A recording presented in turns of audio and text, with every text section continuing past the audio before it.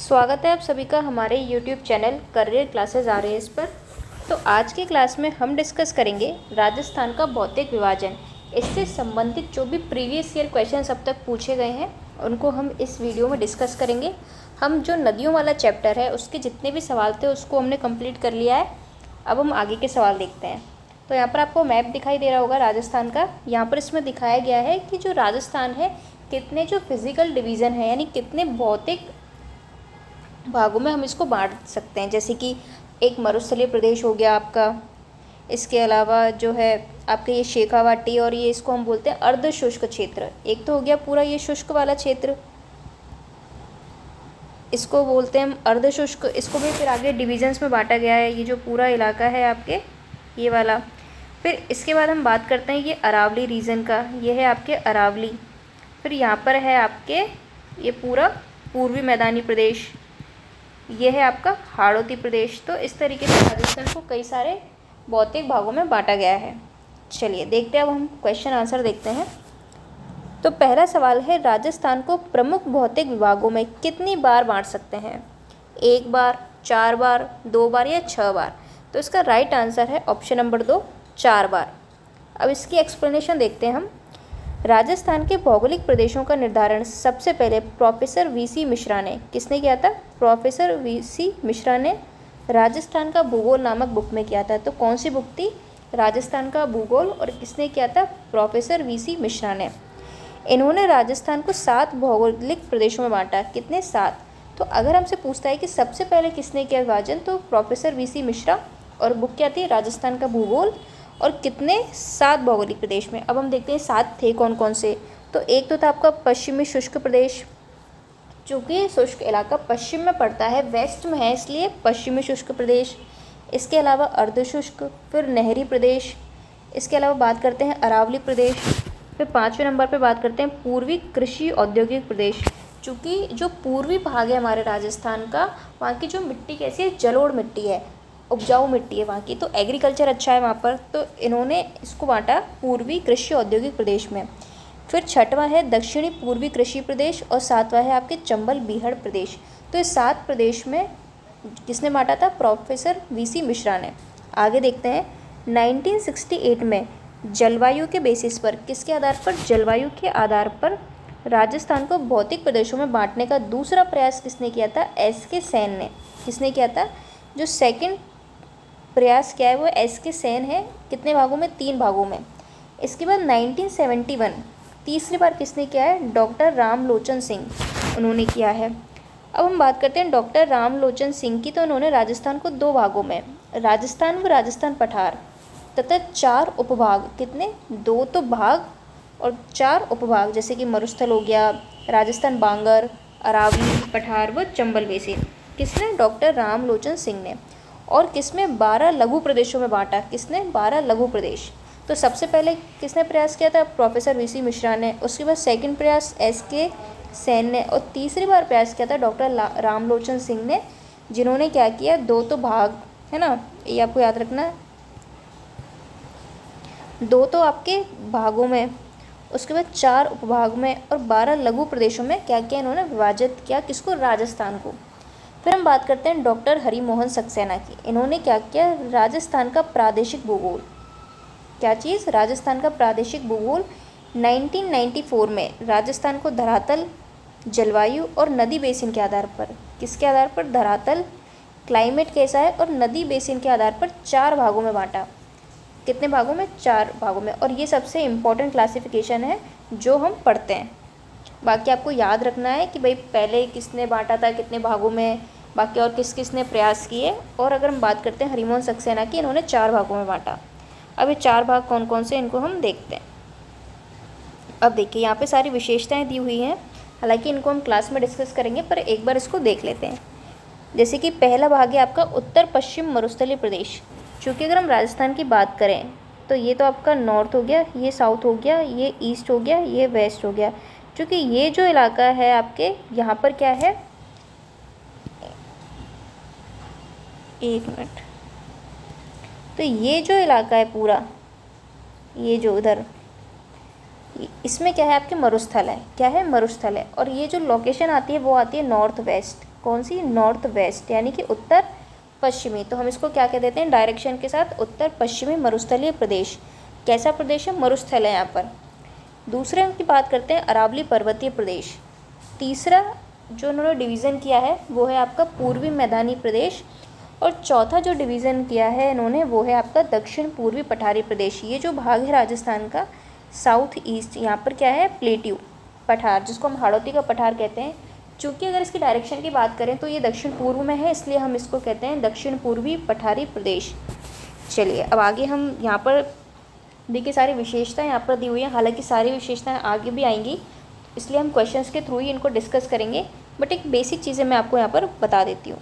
जैसे कि अगर हम टाइम की बात करें तो अगर सबसे नवीन किसी का निर्माण हुआ है तो वो है आपके मरुस्थल का, और सबसे प्राचीन क्या है, अरावली। तो ये प्री कैम्ब्रियन टाइम की है। कब की, जो प्री कैम्ब्रियन टाइम है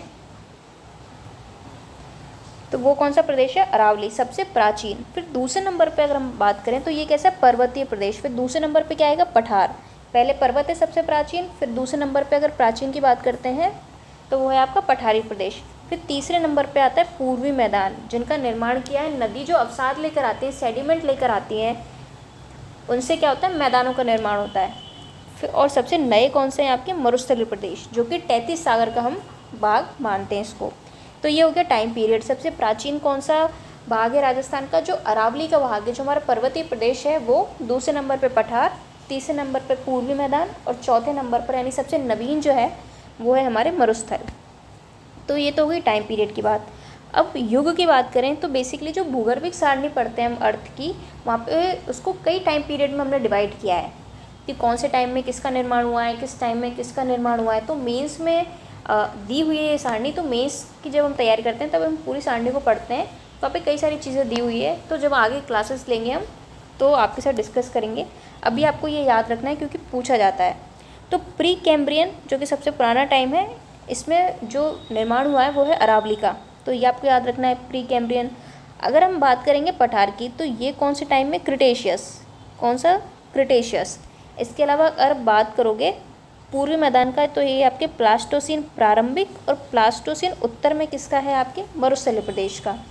ये आपको याद रखना है। अब हम बात करते हैं एरिया की। किसकी बात करते हैं, एरिया की। तो भाई राजस्थान का ऐसा कौन सा भाग है जिसका एरिया सबसे ज़्यादा है, कौन सा जिसका कम है। तो अगर हम बात करें एरिया वाइज तो सबसे ज़्यादा एरिया आपने देखा होगा मैप में भी, बड़े बड़े जो डिस्ट्रिक्ट हमें दिखाई देते हैं वो वेस्ट में है। जैसे कि जैसलमेर हो गया आपके, जोधपुर हो गया आपके, यानी कि यहाँ का एरिया काफ़ी है, यानी कि लगभग 61.11% एरिया है वो है पश्चिमी राजस्थान का, यानी कि मरुस्थलीय प्रदेश का।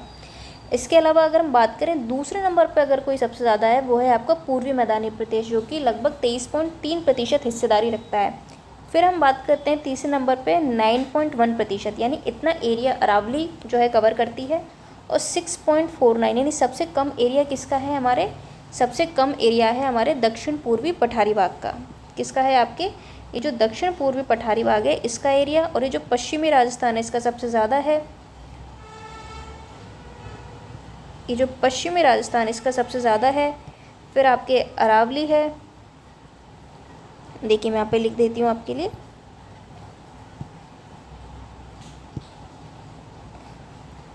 इसको मिटा लेते हैं हम, ये देखिए। चलिए अब हम बात करते हैं एरिया की। तो हम एरिया की बात करते हैं तो पश्चिम का जो एरिया है ये 6.11% क्या है, एरिया कवर करता है। फिर अगर बात करोगे अरावली की तो अरावली जो एरिया कवर करता है वो 9.1%।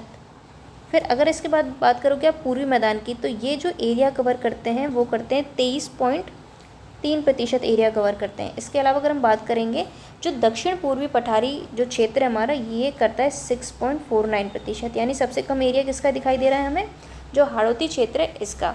अब हम बात करते हैं पॉपुलेशन, यानी पॉपुलेशन वाइज क्या है। ये तो हमने बात की एरिया वाइज, ये क्या है आपके एरिया, ये रेड में क्या है एरिया। अब हम दूसरा कलर ले लेते हैं यहाँ पे पर्पल, ठीक है।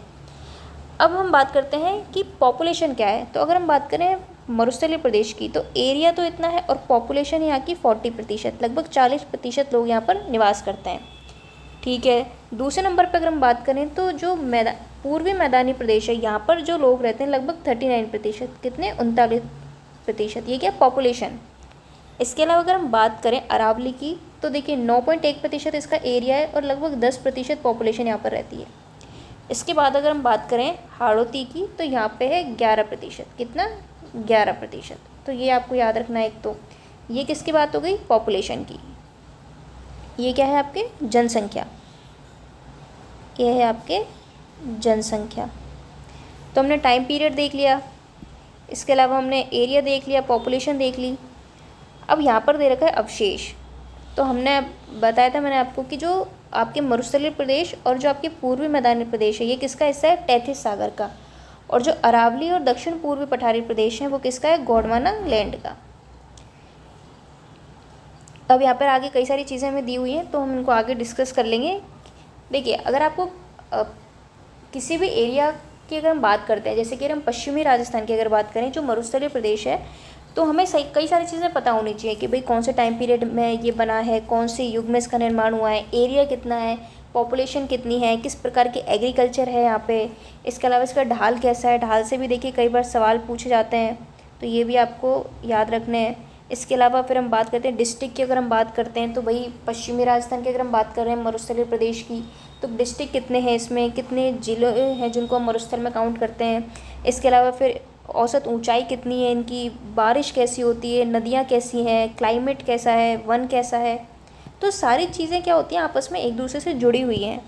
अगर आपको जलवायु का पता है तो आपको पता लग जाएगा कि वहाँ की एग्रीकल्चर कैसी होगी, वहाँ पे किस तरीके के एनिमल्स होंगे, किस तरीके के प्लांट्स होंगे।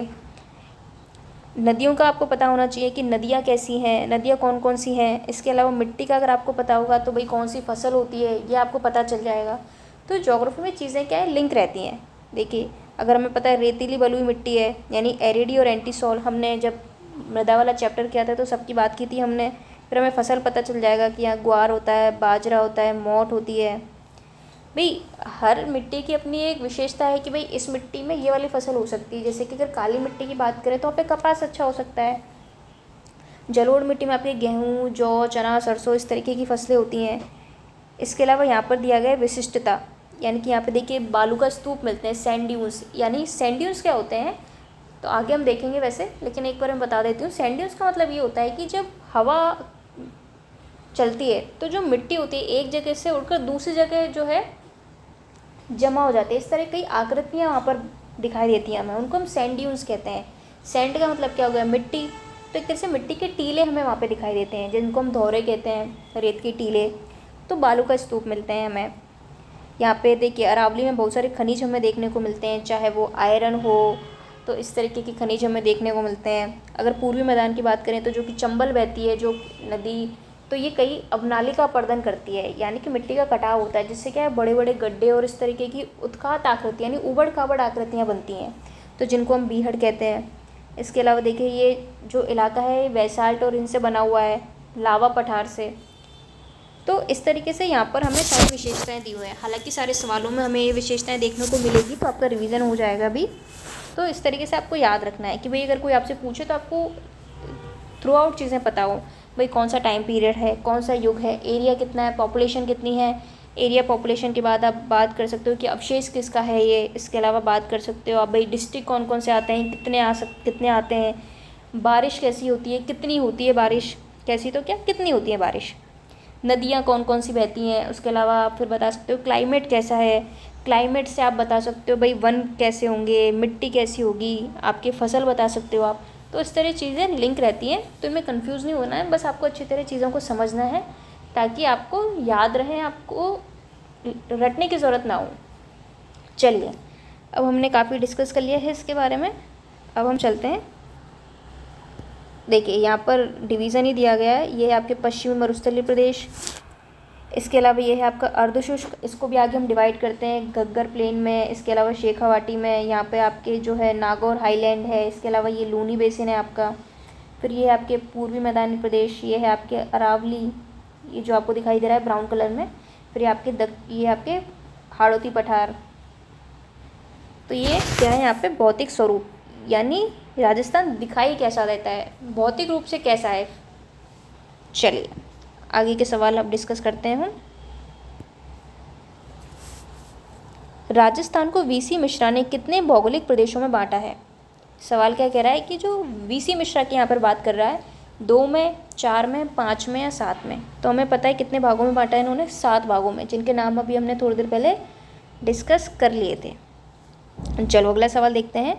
राजस्थान का कौन सा भौगोलिक अंचल प्राचीनतम है? क्या कह रहा है? प्राचीनतम की बात कर रहा है, हमसे प्राचीनतम पूछ रहा है। घग्गर का मैदानी अंचल है, उत्तर पूर्वी मैदानी अंचल, अरावली या थार? तो सबसे प्राचीनतम जो हमारे पास भौतिक प्रदेश है वो है हमारा अरावली, जो कि कब बना है? प्री कैम्ब्रियन में। कब? प्री कैम्ब्रियन में। ये आपको याद रखना है, ये पूछा जाता है सवाल। राजस्थान के इन क्षेत्रों में से कौन सा शुष्क उत्तर पश्चिमी मैदान का एक भाग है? देखिए 2024 में पूछा गया सवाल है, क्या कह रहा है? शुष्क उत्तर पश्चिमी मैदान। तो देखो डायरेक्शन तो आपको वैसे ही पता चल जाएगी। देखो जैसे कि आपको सबसे इंपॉर्टेंट है ज्योग्राफी में मैप, तो मैप अपने पास हमेशा रखा करो, मैप आपको पता होना चाहिए। जैसे कि ये नॉर्थ डायरेक्शन है हमारी, ये साउथ है, ये हमारी ईस्ट है, ये वेस्ट है। अब हमें पता है कि यहाँ पर जो है ये मरुस्थलीय इलाका है, तो कौन सी डायरेक्शन है? नॉर्थ वेस्ट की डायरेक्शन है, यानी कि उत्तर पश्चिमी। कैसी है? उत्तर पश्चिमी। तो अगर आप इसको नहीं भी बोलोगे तो भी आपको पता होना चाहिए कि भाई उत्तर पश्चिमी डायरेक्शन में हमारा मरुस्थल है। तो हमसे क्या कह रहा है कि भाई क्वेश्चन कि इन क्षेत्रों में से कौन सा शुष्क उत्तर पश्चिमी मैदान का एक भाग है, ये पूछ रहा है। ऑप्शन दे रखे हैं उत्तर पश्चिमी बीकानेर, बाड़मेर, गंगानगर और हनुमानगढ़। तो कौन सा भाग है यहाँ पर? तो यहाँ पर जो आंसर होगा वो होगा ऑप्शन नंबर 2, बाड़मेर। क्या हो जाएगा आपके? बाड़मेर। नेक्स्ट क्वेश्चन देखते हैं। झालावाड़ से बीकानेर की ओर सीधी रेखा में यात्रा करते हुए कहाँ से जाना है आपको?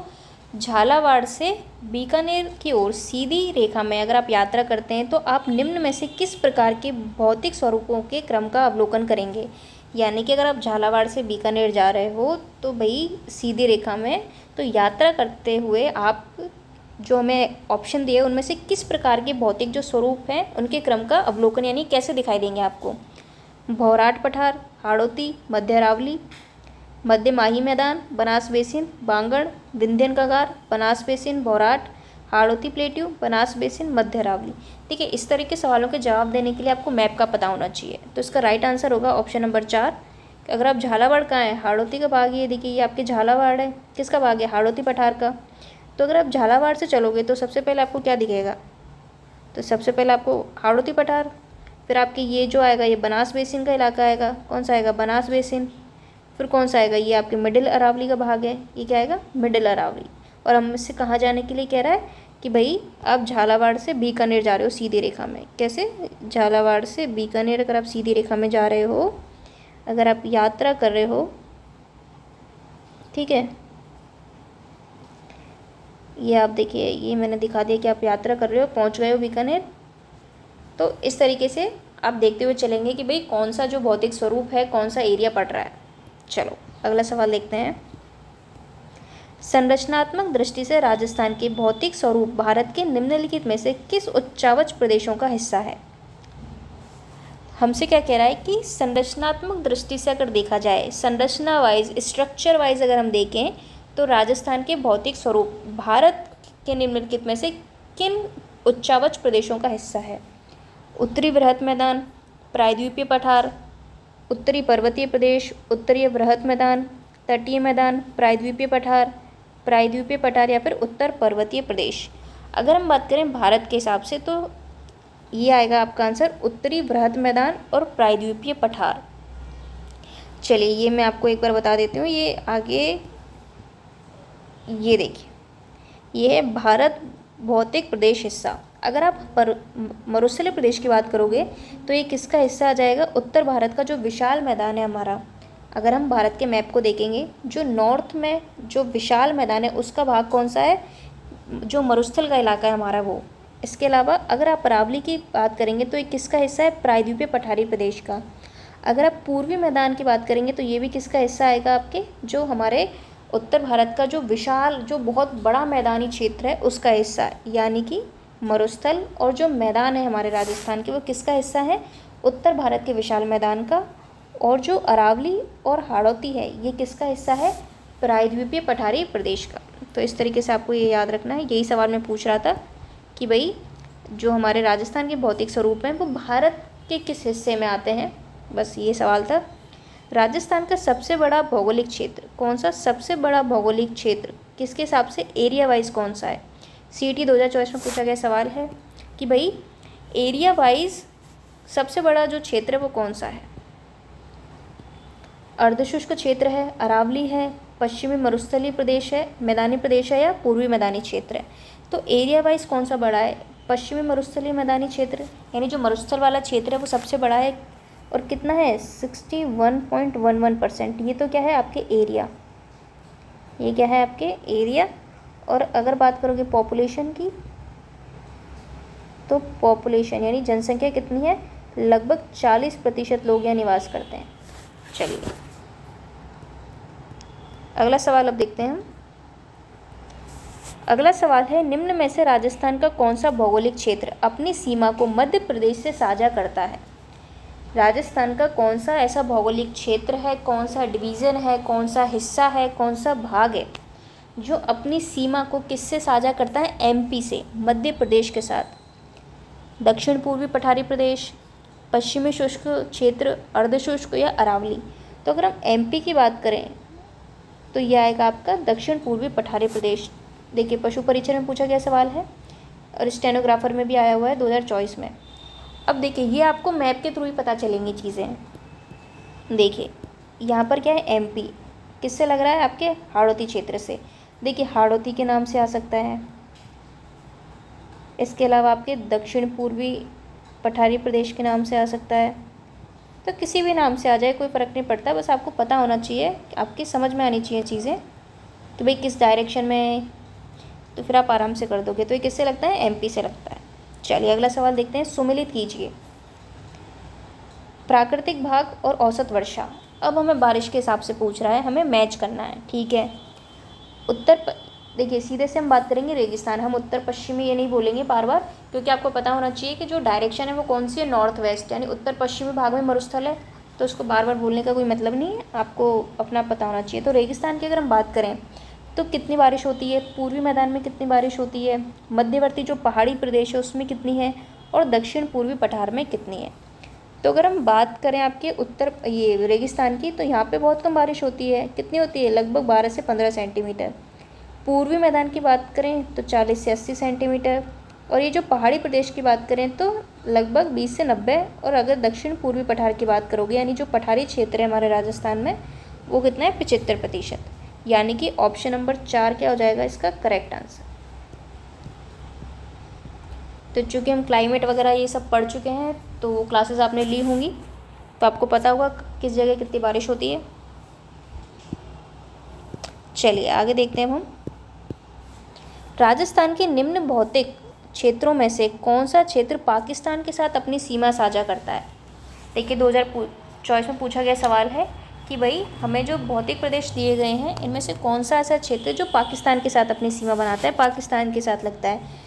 तो देखिए हमें पता है कि जो हमारा मरुस्थल का इलाका है, रेगिस्तानी इलाका है, ये लगता है पाकिस्तान के साथ। तो ऑप्शन नंबर 1 क्या हो जाएगा इसका राइट आंसर।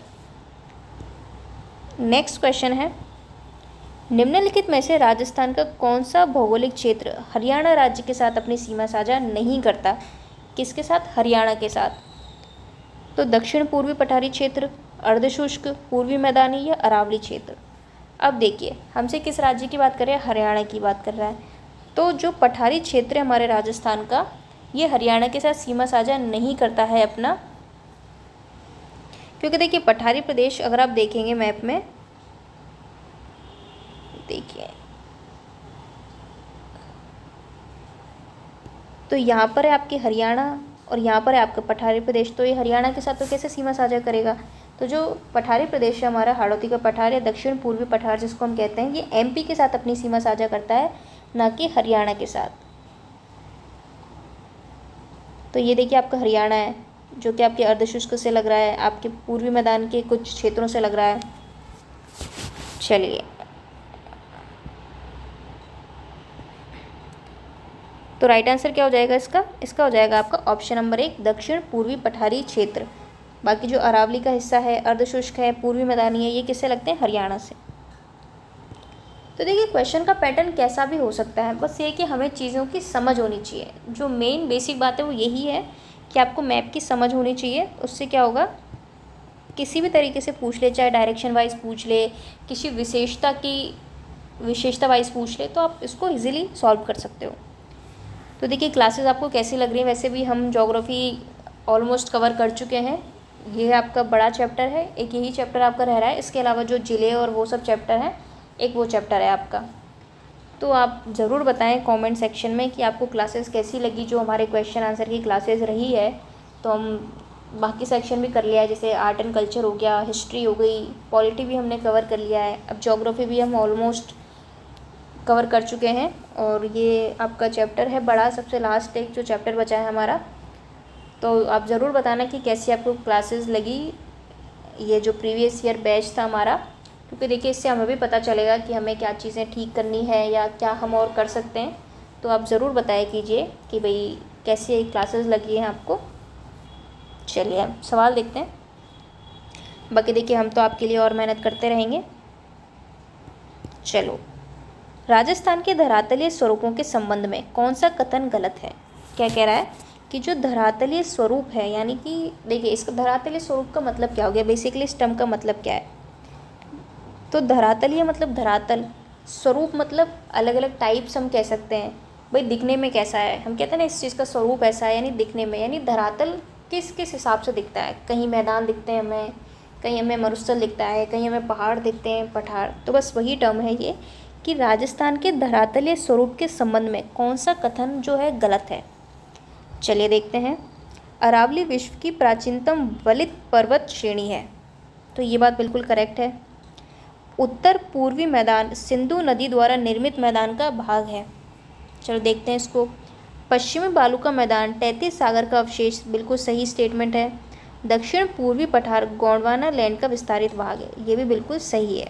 तो यहाँ पर 3 स्टेटमेंट ये सही है, लेकिन दूसरा गलत है। तो हमारा आंसर हो जाएगा ऑप्शन नंबर 2। अब देखते हैं इसकी एक्सप्लेनेशन। उत्तर पूर्वी मैदान को तैतीस सागर का अवशेष माना जाता है। किसका अवशेष? तैतीस सागर का, यानी जो हमारा मरुस्थल है और जो हमारा मैदानी क्षेत्र है वो किसका भाग है? तैतीस सागर का। इयोसीन काल और प्लास्टोसिन युग में इस क्षेत्र में एक विशाल समुद्र हुआ करता था। तो बेसिकली जिसको हम क्या बोलते हैं? तैतीस सागर। यानी जो उत्तर पूर्वी मैदान है वो किसका अवशेष है? तैतीस सागर का, ना कि सिंधु नदी द्वारा निर्मित मैदान का भाग। चलिए नेक्स्ट देखते हैं। राजस्थान में कौन से भौतिक विभाग अपने धरातलीय लक्षणों से सही सुमेलित है। अब यहाँ पर हमको भौतिक विभाग दिए गए हैं, तो सही सुमेलित हमसे यहाँ पर पूछ रहा है कि कौन कौन से सही मैच कर रहे हैं। ठीक है, देखते हैं अब हम ऑप्शन नंबर 1 देखते हैं। भौतिक विभाग दक्षिण पूर्वी पठार, शैल समूह आर्कियन विंध्यन क्रम, धरातलीय लक्षण गोंडवाना लैंड का विस्तारित भाग। तो बिल्कुल ये स्टेटमेंट आपकी करेक्ट है कि जो आपका दक्षिण पूर्वी पठार है किसका भाग है? गोंडवाना लैंड का है। इस तरह की शैल क्रम हमें यहाँ पे दिखते हैं। फिर है पश्चिमी बालू का मैदान, शैल समूह राइलो क्रिटेशस, धरातलीय लक्षण तैतीस सागर का अवशेष हो। बिल्कुल ये दोनों बात सही है यहाँ पर। थर्ड देखते हैं, अरावली की बात कर रहा है, थर्ड अरावली की। तो यहाँ पे शैल समूह अरावली दिल्ली क्रम, और जो लक्षण है धरातल के वो प्राचीनतम वलित पर्वत। बिल्कुल ये बात भी सही है। चलिए आगे देखते हैं ऑप्शन नंबर नेक्स्ट। उत्तर पूर्वी मैदान शैल समूह दक्कन लावा, विंध्यन क्रम, धरातलीय लक्षण सिंधु नदी निर्मित मैदान का भाग। तो ये सवाल अभी जस्ट देखा था हमने, सिंधु नदी का नहीं है, तैतीस सागर का है। तो ये जो गलत हो जाएगा, यानी ऑप्शन नंबर 3 क्या है? करेक्ट भाग। पूर्वी मैदानी भाग मरुस्थल किसी समय किसके भाग? तैतीस सागर और अरावली और हाड़ौती गोंडवाना लैंड के साथ है। अगर हम देखिए, मैं ये चीज़ आपको शुरू में बता चुकी हूँ, वापस मैं यहाँ पे लिख देती हूँ आपके लिए कि जो पूर्वी मैदानी भाग है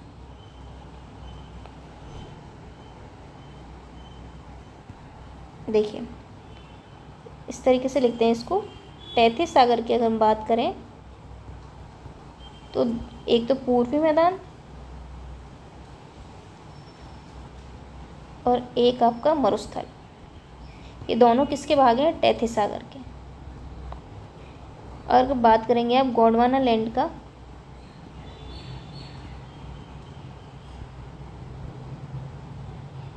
तो ये है आपके अरावली, और ये है आपका जो पठारी भाग है जिसको हम बोलते हैं हाड़ौती का पठार, हाड़ौती पठार। तो याद रखना आप इन दोनों चीज़ों को, कौन सा किसका हिस्सा है। स्टेटमेंट में पूछे जा सकते हैं और सीधे भी पूछे जा सकते हैं। चलिए अगला सवाल देखते हैं। राजस्थान के भौतिक प्रदेशों का उत्तर से दक्षिण दिशा में अवस्थिति का सही क्रम क्या है? कहाँ से बात कर रहा है? उत्तर से दक्षिण। तो क्वेश्चन बहुत ध्यान से पढ़ा करो, गलती हो सकती है। उत्तर से दक्षिण चलना है हमको। विंध्यन श्रेणी, लूनी, शेखावाटी, माही का मैदान। फिर है आपका लूनी, विंध्यन बेसिन, शेखावाटी, माही। इसके अलावा फिर है शेखावाटी, विंध्यन, लूनी और माही। घग्गर का मैदान, भौराट का पठार, शेखावाटी और लूनी बेसिन। अब हमें चलना उत्तर से दक्षिण। अब देखिए सबसे पहले आप देखा कीजिए, पहला क्या है उत्तर और लास्ट है दक्षिण। तो हम देखते हैं लास्ट में माही का मैदान, माही का मैदान, माही का मैदान और लूनी बेसिन। ठीक है, अब हम देखते हैं आपके तो किस तरीके से आता है। देखिए सबसे पहले हमें दिखाई देता है घग्गर उत्तर में, फिर शेखावाटी का क्षेत्र में दिखाई देता है, फिर जो नागौर की उच्च भूमि हमें दिखाई देती है, फिर विंध्यन श्रेणी की दिखाई देती है, फिर आता है हमारा लूनी बेसिन, फिर आता है बनास का बेसिन, फिर आता है आपका माही का मैदान। इस तरीके से हमें उत्तर से दक्षिण दिखाई देते हैं। तो मैप में देखने की कोशिश करते हैं हम इसको। ये रहा देखिए आपका मैप। देखिए अब सबसे पहले देखिए आपके घग्गर, ये जो घग्गर है हम कलर चेंज कर लेते हैं। तो ये आपके देखिए घग्गर, उसके बाद हमें दिखाई देता है यहाँ पर ये जो शेखावाटी का इलाका है, ये देखिए शेखावाटी का इलाका हमें दिखाई देता है। फिर यहाँ पे नागौर उच्च भूमि हमें दिखाई देती है। उत्तर से दक्षिण जाना है ना हमें, नॉर्थ से साउथ। तो घग्गर हो गया, फिर उसके बाद आपके शेखावाटी हो गया, नागौर उच्च भूमि हो गई। फिर इसके बाद हम बात करते हैं आपके ये जो विंध्यन का भाग है, इसके बाद कौन सा आ जाता है फिर आपके विंध्यन श्रेणी के बाद आपका ये देखिए लूनी बेसिन है यहाँ पर।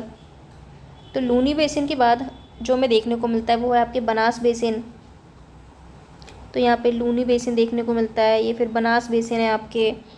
फिर आपके आ जाता है माही का मैदान आ जाता है फिर। तो इस तरीके से जब हम उत्तर से दक्षिण आते हैं तो हमें अलग अलग संरचनाएं, अलग अलग भाग दिखाई देते हैं। बस इसी तरीके का हमारा सवाल था।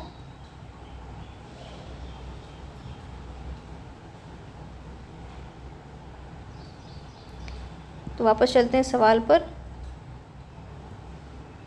तो इसका राइट आंसर क्या होगा? इसका राइट आंसर हो जाएगा आपका ऑप्शन नंबर 3। सबसे पहले शेखावाटी,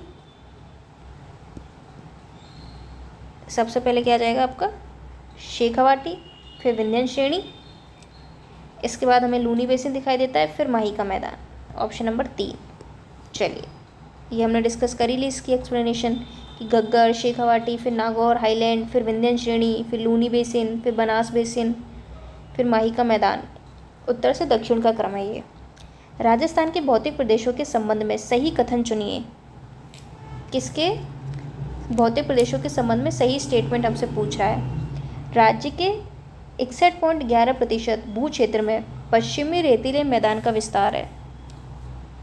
ठीक है, ये बात बिल्कुल सही लग रही है हमें और सही भी है। आगे देखते हैं। राज्य के 9.60% भू क्षेत्र में अरावली पर्वतीय क्षेत्र का विस्तार है। अगला है राज्य के 23.03% क्षेत्र में पूर्वी मैदान का क्या है विस्तार है। राज्य के 6.37% भू क्षेत्र में दक्षिण पूर्वी पठारी प्रदेश का विस्तार है। अब देखिए हमसे यहाँ पर पूछ रहा है एरिया वाइज। अब देखिए इसका राइट आंसर जो होगा वो तो हो जाएगा ऑप्शन नंबर 1। केवल पहला स्टेटमेंट क्या है यहाँ पर सही। देखिए हालांकि जो प्रतिशत हमें यहाँ पर दे रखे हैं वो लगभग मैच करते हैं, लेकिन इसमें जो आंसर माना गया था वो 1 माना गया था, क्योंकि जो थोड़ी बहुत डिफरेंस दिए गए हैं आपको यहाँ पर उनको मान लिया गलत। जैसे कि अगर हम बात करें अरावली की तो 9.6 नहीं है यहाँ पर। अगर आप अरावली की अगर बात करते हैं तो यहाँ पर हमने पढ़ा था 9.1, तो इसलिए इसको गलत मान लिया गया। अगर पूर्वी मैदान की अगर आप बात करते हो तो कितना पढ़ा था हमने? हमने पढ़ा था लगभग 23%।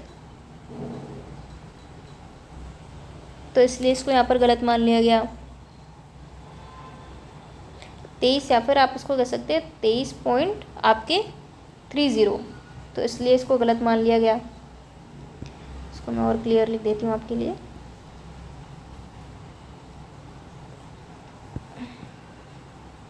कितना पढ़ा था हमने? 23.30%, इसलिए इसको गलत मान लिया गया। और अगर आप हाड़ौती वाले की बात करोगे तो हमने कितना पढ़ा था? हाड़ौती का हमने यहाँ पर देखा था 6.89%, तो इसलिए इनको क्या मान लिया गया? गलत। और आंसर क्या माना गया? Option number 1।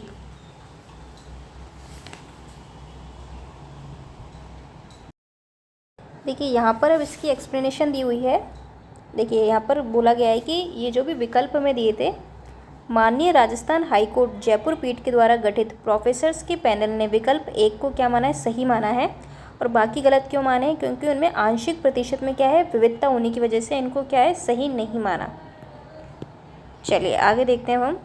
हमारा अगला सवाल है, राजस्थान की प्री कैम्ब्रियन चट्टानों का आधारभूत वर्णन किया गया है।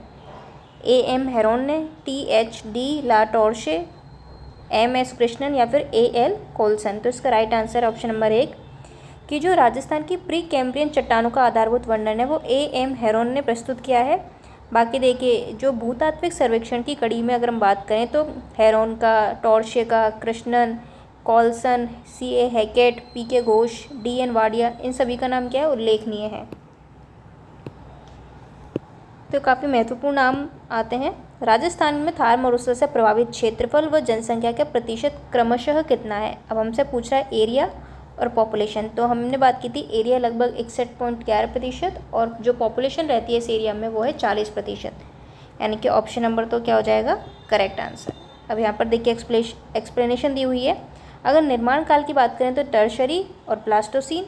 अगर विस्तार की बात करें तो टोटल लंबाई है 640 किलोमीटर, चौड़ाई की बात करें 300 किलोमीटर। तो ये इस तरह के पूछे नहीं जाते हैं जनरली, लेकिन एक बेसिक आइडिया आपको होना चाहिए। अगर ऊंचाई की बात करें तो ये 200 से 300 मीटर ऊंचा है। कहाँ से? समुद्र तल से, क्योंकि समुद्र तल से हम क्या नापते हैं? ऊंचाई। इसमें लगभग 40% जनसंख्या आती है, 61.11% एरिया आता है और इसका पश्चिमी भाग कहलाता है थार का रेगिस्तान और पूर्वी भाग कहलाता है मारवाड़।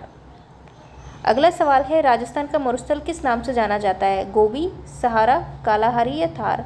तो इसको जाना जाता है थार। ये देखिए गोबी सब्जी वाली गोबी नहीं है, ये गोबी डेजर्ट है जो कि चाइना मंगोलिया की सीमा पर पड़ता है। बाकी सहारा आपके अफ्रीका में है। तो ये डेजर्ट के नाम हैं जिनको हम जब वर्ल्ड ज्योग्राफी की क्लासेस है उनमें देखेंगे। जो कालाहारी डेजर्ट है वो भी कहाँ पे? आपके सदर्न अफ्रीका में। अफ्रीका का जो सदर्न हिस्सा है, जो नामीबिया, बोत्सवाना और साउथ अफ्रीका, वहाँ पर हमें कालाहारी डेजर्ट देखने को मिलता है। अगला सवाल देखते हैं हम। राजस्थान का लगभग कितने प्रतिशत भूभाग मरुस्थलों से घिरा है? 41%, 21%, 61% या 81%? तो अगर हम बात करें एरिया की तो कितना, तो वह डिस्कस कर चुके हैं हम ये वाला। तो ऑप्शन नंबर 3 यानी कि 61% लगभग एरिया किससे है? मरुस्थलों से घिरा हुआ है। अरावली श्रृंखला के पश्चिमी व उत्तर पश्चिम में स्थित 12 जिलों में राज्य की कितने प्रतिशत जनसंख्या रहती है? क्या बात कर रहे हैं हमसे? अरावली श्रृंखला के पश्चिम व उत्तर पश्चिम में स्थित जो 12 जिले हैं उनमें राज्य की कितनी प्रतिशत पॉपुलेशन रहती है? लगभग 40%। हमसे यहाँ पे अरावली का नहीं पूछ रहा है, अरावली के पश्चिम की बात हमसे यहाँ पर कर रहा है। और अरावली के पश्चिम में क्या है? आपके मरुस्थल। अगला सवाल है, राजस्थान में कौन सा एक भौतिक विभाजन सर्वाधिक क्षेत्रफल वाला है? तो सर्वाधिक एरिया किसका है? मरुस्थल का। तो राइट आंसर क्या होगा? उत्तर पश्चिमी मरुस्थलीय प्रदेश। नेक्स्ट, राजस्थान में मरुस्थल का विस्तार डैश डैश डैश दिशा में हो रहा है, यानी कौन से दिशा में जो है वो मरुस्थल बढ़ता जा रहा है हमारे? तो क्या होगा इसका राइट आंसर? पूर्व से पश्चिम होगा, दक्षिण से उत्तर, पश्चिम से पूर्व या उत्तर से दक्षिण। तो मरुस्थल कहाँ है? अपने पश्चिम में है, तो ये कहाँ से कहाँ बढ़ रहा है? पश्चिम से पूर्व की तरफ जो है इसका विस्तार हो रहा है। अगला सवाल है, थार मरुस्थल का विस्तार किन राज्यों तक है? अगर थार मरुस्थल की बात करें तो ये हमारा राजस्थान, पंजाब, गुजरात और हरियाणा, यानी कि ऑप्शन नंबर 4 क्या हो जाएगा? Right answer. अब देखते हैं हम इसकी एक्सप्लेनेशन। थार मरुस्थल का विस्तार भारत में 85% और पाकिस्तान में कितना आता है? 15%। इसका विस्तार भारत में अगर राजस्थान की बात करें तो लगभग 62% राजस्थान में। इसके अलावा हरियाणा, गुजरात, पंजाब में भी इसका विस्तार हमें देखने को मिलता है। थार का मरुस्थल उत्तर पश्चिम में 640 किलोमीटर लंबा व 300 किलोमीटर चौड़ा क्या है, एक रेतीला मरुस्थल है। इसका कुल क्षेत्रफल कितना है, 1,75,000 वर्ग किलोमीटर। और ये किसके अकॉर्डिंग है, जो हरिवंश सक्सेना की बुक आती है, एक डॉक्टर हरिवंश सक्सेना जी की राजस्थान का भूगोल, उसके अकॉर्डिंग ये डेटा दिया हुआ है 1,75,000। यहाँ पर सर्वाधिक जैव विविधता पाई जाती है। इस क्षेत्र को रुक्ष क्षेत्र के नाम से भी हम जानते हैं। जो थार है हमारा, इसमें एकाएक वर्षा होने से बालुका स्तूपों के मध्य निचली भूमि में क्या है, निचली भूमि के जो गर्त होते हैं, गर्त मतलब गड्ढे या नीची जगह जो होती है, उसमें जल भर जाता है। क्या भर जाता है, पानी। और इन मध्यवर्ती गर्त को हम मरहो कहलाते हैं। ये क्या कहलाते हैं, मरहो। मरुस्थलीय क्षेत्र में जहाँ जल बेसिन पाए जाते हैं, उसके चारों ओर क्या हो जाती है, हरियाली, जिसे हम नखलिस्तान के नाम से जानते हैं। क्या बोलते हैं, नखलिस्तान। क्या हो जाता है, जो जल बेसिन बन जाते हैं, फिर तेज़ बारिश होगी तो क्या हो जाएंगे, बालुका स्तूप जो होते हैं, वहाँ पे सैंड ड्यून्स जो बनते हैं, उनके बीच में क्या होता है, जो निचली भूमि होती है उसमें पानी भर जाता है, और फिर जो हरियाली विकसित होती है उसको हम कहते हैं नखलिस्तान। चलिए अब अगला सवाल देखते हैं। नेक्स्ट क्वेश्चन है हमारा, पश्चिमी मरुस्थलीय क्षेत्र का क्षेत्रफल पूछ रहा है हमसे। यहाँ जस्ट अभी हमने डिस्कस किया कि जो हमारा मरुस्थलीय क्षेत्र है उसका एरिया कितना है, लगभग 1,75,000 किलोमीटर स्क्वायर, यानी कि ऑप्शन नंबर 3 हो जाएगा यहाँ पर सही जवाब। राजस्थान भूभाग के क्षेत्रफल का कितना भाग रेगिस्तान है, लगभग 1/4, 1/3, लगभग आधा या 2/3। तो लगभग 2/3 भाग क्या है हमारा राजस्थान का, वो रेगिस्तान है। चलिए अगला सवाल है, राजस्थान में कौन सा मरुस्थल स्थित है, गोबी, सहारा, कालाहारी या थार। जस्ट अभी हमने डिस्कस किया, 2024 में पूछा गया सवाल है। तो राजस्थान की अगर हम बात करें हमारे भारत की, तो यहाँ पे थार डेजर्ट है, जो आपके सहारा है, मैंने आपको बताया था अफ्रीका में है, कालाहारी सदर्न अफ्रीका में पड़ता है आपके। इसके अलावा गोबी ये चाइना मंगोलिया वाली साइड आपको गोबी डेजर्ट देखने को मिलता है। तो ये आपके गोबी डेजर्ट हो गया, यानी कि एशिया में, और सहारा और कालाहारी किसमें, आपके अफ्रीका में। चलिए अगला सवाल है, थार मरुस्थल के संदर्भ में निम्न कथनों में सही कथन कौन सा है। संपूर्ण मरुस्थल रेतीला और बालू का स्तूप क्षेत्र है। ठीक है, अगला देखते हैं, यह लगभग 1,75,000 वर्ग किलोमीटर क्षेत्र में विस्तृत है। ये बात बिल्कुल सही है। यहाँ 25 सेंटीमीटर समवर्षा रेखा के पश्चिम में स्थित है। जो थार रेगिस्तान है वो कहाँ पर, 25 सेंटीमीटर जो समवर्षा रेखा है उसके पश्चिम में है। भालेरी चूरू, मेंढा नदी घाटी में बरखान प्रकार के बालू का स्तूप पाए जाते हैं। तो इसका राइट आंसर होगा ऑप्शन नंबर 1। अब क्यों होगा, यहाँ पर हमसे क्या कह रहा है, संपूर्ण मरुस्थल रेतीला और बालू का स्तूप क्षेत्र, जबकि ऐसा नहीं है। काफ़ी एरिया ऐसा है जहाँ पे सैंड ड्यून्स नहीं पाए जाते हैं, तो इसलिए पहला स्टेटमेंट हमारा गलत हो जाएगा। भू जलवायुविक प्रमाणों के बेसिस पर आज से लगभग कितने साल पहले राजस्थान में मरुस्थल का अस्तित्व नहीं था। क्या कह रहा है, कितने साल पहले नहीं था मरुस्थल का अस्तित्व। तो उसका राइट आंसर होगा आपका ऑप्शन नंबर 2, 7,000। तो देखिए जेईएन वगैरह की एग्जाम में इस तरह के फैक्ट और इस तरीके के सवाल पूछे जाते हैं। थार रेगिस्तान में 3 शहरों का रेगिस्तानी त्रिकोण शामिल है। तो इसमें आएगा आपका ऑप्शन नंबर 4, जैसलमेर, जोधपुर, बीकानेर। क्या है आपके 2024 में पूछा गया सवाल है, क्या आ जाएगा, जैसलमेर, जोधपुर और बीकानेर। निम्न में से थार मरुस्थल के किस भाग की समुद्र तल से सबसे कम ऊंचाई है। तो थार मरुस्थल का भी ऐसा कौन सा भाग है जिसकी समुद्र तल से कम ऊंचाई देखने को मिलती है, उत्तरी, दक्षिणी, उत्तर पूर्वी या उत्तर पश्चिमी।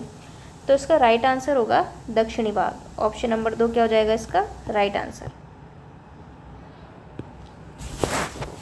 इसकी समुद्र तल से सामान्य ऊंचाई 200 मीटर दक्षिणी भाग में और 300 मीटर उत्तरी भाग में। हमने बात की थी औसत ऊंचाई कितनी है मरुस्थलीय क्षेत्र की, 200 से 300 मीटर। और अगर बात करें कि किस कौन सा भाग है जिसकी और भी कम है, तो वो जो दक्षिणी भाग है उसकी। राजस्थान के कितने जिलों में थार रेगिस्तान फैला हुआ है, 9, 14, 11 या 12। देखिए 2023 में पूछा गया सवाल है, इसका राइट आंसर होगा 12। अब देखिए यहाँ पर एक चीज़ आपको याद रखनी है, वो क्या है, राष्ट्रीय कृषि आयोग ने राज्य के 12 जिलों को मरुस्थलीय जिले माना है। अगर हम नए जिलों के हिसाब से बात करें तो मरुस्थलीय जिलों की संख्या हो जाती है 16। देखिए जिसमें आपके फलौदी जुड़ गया, बालोतरा हो गया, ब्यावर हो गया और डीडवाना, कुचामन। तो इस तरीके से 12 से कितनी हो गई आपके 16। अगला देखते हैं, राजस्थान का निम्न में से कौन सा स्थान भारत के अनुसूचित मरुस्थल क्षेत्रों में नहीं है। 2024 में पूछा गया सवाल है कि ऐसा कौन सा जो स्थान है वो भारत के अनुसूचित जो मरुस्थल है उसमें नहीं आता। तो कौन सा है आपका? झुंझुनू, उदयपुर, जोधपुर या जैसलमेर। तो देखिए कोई भी कर देगा इसको, तो उदयपुर ऑब्वियस सी बात है कि डेजर्ट में नहीं आता है। गतिशील यानी मोबाइल रेत के टीले को राजस्थान की स्थानीय भाषा में क्या कहा जाता है? जो गतिशील रेत के टीले हैं उनको क्या कहते हैं? ढोर, रोहिड़ा, खेजड़ी, दरियन। तो क्या कहते हैं उनको? दरियन। ऑप्शन नंबर 4 क्या हो जाएगा? Right answer. पश्चिमी राजस्थान में शुष्क मरुस्थल को बालू, रेत के टीले, धौरे या दरियन के अधिक फैलाव के कारण थली का मतलब तो रेत ही रेत कहा जाता है। हवा के द्वारा लाई गई सारी बालू का भार शीर्ष के छोर पर वायु की मंद गति पड़ने की वजह से छोड़ दिया जाता है। बालू का भार शीर्ष के छोर पर बेसिकली कहना क्या चाह रहा है कि होता क्या है कि जब हवा चलती है तो जो मिट्टी है वो एक जगह से दूसरी जगह पे इकट्ठी हो जाती है। तो इस तरीके से क्या होता है? सैंड ड्यून्स यानी कि कई सारी आकृतियाँ बन जाती है। उन आकृति के बेसिस पर हमने उनको नाम दे दिए, जैसे बरखान जो है आपके अर्धचंद्राकार आकृति का होता है इस तरीके से। तथा इसकी दोनों भुजाओं के बीच वायु की रगड़ से क्या बन जाता है? गड्ढा बन जाता है, जिसे स्थानीय भाषा में ढांड या ढांड कहा जाता है। तो ये आपको याद रखना है। चलिए अगला सवाल है, थार मरुस्थल में ढांड के नाम से कौन सा जाना जाता है? देखिए 2023 में पूछ लिया गया है सवाल कि थार मरुस्थल में ढांड जो है के नाम से कौन सा भाग को हम जानते हैं। तो इसका राइट आंसर होगा जो चंद्राकार बालू का स्तूप में जो गर्त हो जाते हैं। आप तो ये याद रखना है ढांड क्या एक तरीके से गर्त है। किस में गर्त है? जो भुजाएं होती हैं इनकी बालू का स्तूप की, उनके बीच में क्या हो जाता है? वायु की रगड़ से गड्ढे बन जाते हैं, गर्त बन जाते हैं। तो ऑप्शन नंबर 2 हो जाएगा इसका राइट आंसर। अगला सवाल है, राजस्थान स्थित थार का मरुस्थल किसका अवशेष माना जाता है? तो हम देख चुके हैं इस वाले सवाल को ये जो फैक्ट है इसको कि भाई जो आपका मरुस्थल और मैदान का भाग है उसको हम 33 सागर का भाग मानते हैं, यानी ऑप्शन नंबर 3 हो जाएगा इसका राइट आंसर। थार का रेगिस्तान और पूर्वी मैदानी भाग किसी समय किसके 33 सागर का भाग था? 33 सागर के अवशेष के रूप में राजस्थान में आज भी सांभर, डीडवाना, पचपदरा आदि खारे पानी की बड़ी झीलें पाई जाती हैं, जिनको हम प्लाया कहते हैं। आकल गांव जो कि जैसलमेर में है के जीवाश्म प्रमाण भी इसी ओर इंगित करते हैं। देखिए 33 महासागर का अगर अवशेष होगा तो सागरों का जल कैसा होता है? खारा। तो जब वो सूख जाएगा तो खारापन तो रहेगा। तो यहाँ पर सबसे ज़्यादा खारे पानी की झीलें मिलती हैं। इसके अलावा समुद्र होगा तो बहुत सारे उसमें जो समुद्री जीव होंगे। तो जब वो समुद्र के सिर्फ अब अवशेष बचे हैं तो भाई उन जीव जंतुओं के भी अवशेष बचे होंगे। तो एक तरीके से हमें यहाँ पे जीवाश्म के प्रमाण मिलते हैं, यानी कि उससे हमें पता चलता है कि यहाँ पे क्या क्या चीज़ें हो सकती हैं। प्लाया झीलें राजस्थान के किस भौगोलिक अंचल में मिलती हैं? अब हमें पता है प्लाया किसको कहते हैं। जो खारे पानी की झीलें हैं जो पश्चिमी भाग में हमारे पाई जाती हैं उनको कहते हैं। तो राइट आंसर क्या होगा इसका? थार का मरुस्थल। तो ये है रीज़न कि यहाँ पे बहुत सारी जो है खारे पानी की झीलें हमें दिखाई देती हैं, मिलती हैं। गौड़वाड़ प्रदेश राजस्थान के किस बृहद भू आकृतिक विभाग का भाग है?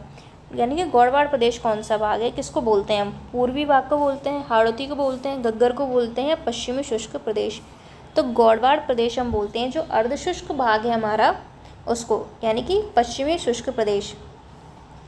तो हमारा जो राजस्थान का पश्चिमी हिस्सा है उसका जो अर्धशुष्क मैदान है उसका उपखंड है एक लूनी बेसिन को गौड़वाड़ प्रदेश के रूप में जाना जाता है। किसके रूप में? गौड़वाड़। किसको? लूनी बेसिन को।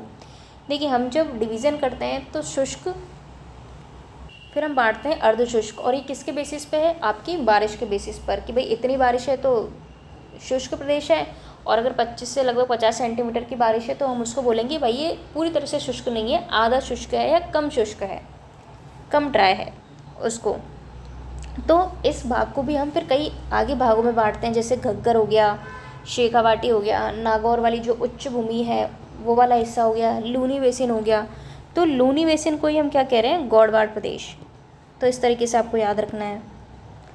अगला सवाल है, निम्न में से कौन सी विशेषता थार के मरुस्थल से संबंधित नहीं है? यहाँ शुष्क एवं अर्धशुष्क जलवायु मिलती है, बिल्कुल सही बात है। यहाँ रेतीली मिट्टी पाई जाती है, बिल्कुल रेतीली मिट्टी पाई जाती है। यहाँ सदाबहार वन पाए जाते हैं, तो ये स्टेटमेंट हो जाएगा गलत। यहाँ बालू के स्तूप पाए जाते हैं। देखिए सदाबहार वन एवरग्रीन, तो यहाँ पर कैसे पाए जा सकते हैं जब यहाँ की क्लाइमेट ही शुष्क है, यहाँ पे इतनी बारिश ही नहीं है, तो इस तरीके के फॉरेस्ट भी नहीं होंगे। तो यहाँ पर क्या है, सदाबहार वन नहीं पाए जाते। कैसे पाए जाते हैं, कांटेदार झाड़ियाँ पाई जाती हैं, जबकि सघन या सदाबहार वन दक्षिण पूर्वी पठारी प्रदेश में पाए जाते हैं। कहाँ पर, क्योंकि यहाँ पर अच्छी खासी बारिशों में देखने को मिलती है। और यहाँ पर क्या मिलते हैं, थार के मरुस्थल में कांटेदार क्यों मिलते हैं, क्योंकि देखिए जब हमने पढ़ा था वनस्पति, जब मैंने बताया था आपको, तो बेसिकली होता क्या है कि अडेप्टेशन का प्रोसेस पाया जाता है कि जिस क्षेत्र में जैसी जलवायु होती है उस तरीके के जीव आपको देखने को मिलते हैं जो सर्वाइव कर सकें उस कंडीशन में। तो अगर हम रेगिस्तान की बात करें तो वैसे ही पानी की कमी होती है, तो देखिए प्लांट में एक क्रिया होती है वाष्पोत्सर्जन की, यानी पानी क्या होता है, जो पत्तियाँ होती हैं वो क्या करती हैं, पानी का ह्रास करती हैं, उनसे पानी उत्सर्जित होता है। अब बेसिकली पानी ही नहीं है तो वहाँ की पत्तियाँ क्या है, मॉडिफाई होकर कांटों का रूप ले लेती हैं, जिससे कि पानी का वेस्टेज ना हो। तो किस तरह की झाड़ियाँ मिलेगी, कांटेदार झाड़ियाँ होंगी। तो एक तरीके से अडेप्टेशन का प्रोसेस होता है ये, जो कि हम बायोलॉजी वगैरह में इसको पढ़ते हैं कि भाई जिस तरीके का क्लाइमेट होता है उस तरीके की चीज़ें, जैसे कि सर्दियाँ आती है तो आप सर्दी के कपड़े पहन लेते हो, गर्मी आती है तो आप उस तरीके के कपड़े पहनते हो। तो क्या होता है, इंसान अडप्ट कर लेता है उन चीज़ों को ताकि सर्वाइव कर सके। तो बेसिकली ज़रूरी क्यों अडप्टेशन, सर्वाइवल के लिए। तो ये आपको याद रखना है। अगला सवाल देखते हैं, अंतरिक्ष मेहमानों की पसंदीदा जगह जहां एक दशक में 9 उल्कापिंड गिरे। देखिए कितना अच्छा सवाल है कि अंतरिक्ष मेहमानों की कौन सी पसंदीदा जगह है जहां एक दशक में 9 उल्कापिंड गिरे हैं। चलिए देखते हैं कहाँ गिरे हैं। ढूंढाड़ अंचल, वागड़, हाड़ौती या थार का रेगिस्तान। तो देखिए अब हमें यहाँ पर इस तरीके के नाम दे दिए, ढूंढाड़, वागड़, हाड़ौती, थार। तो ढूंढाड़ हम किसको बोलते हैं, जो हमारा पूर्वी हिस्सा है उसको हम ढूंढाड़ के नाम से जानते हैं। जो वागड़ है, जो दक्षिणी हिस्से को जानते हैं जहाँ माही रिवर बहती है हमारी। हाड़ौती किसको बोलते हैं हम, जो दक्षिण पूर्वी भाग है हमारा।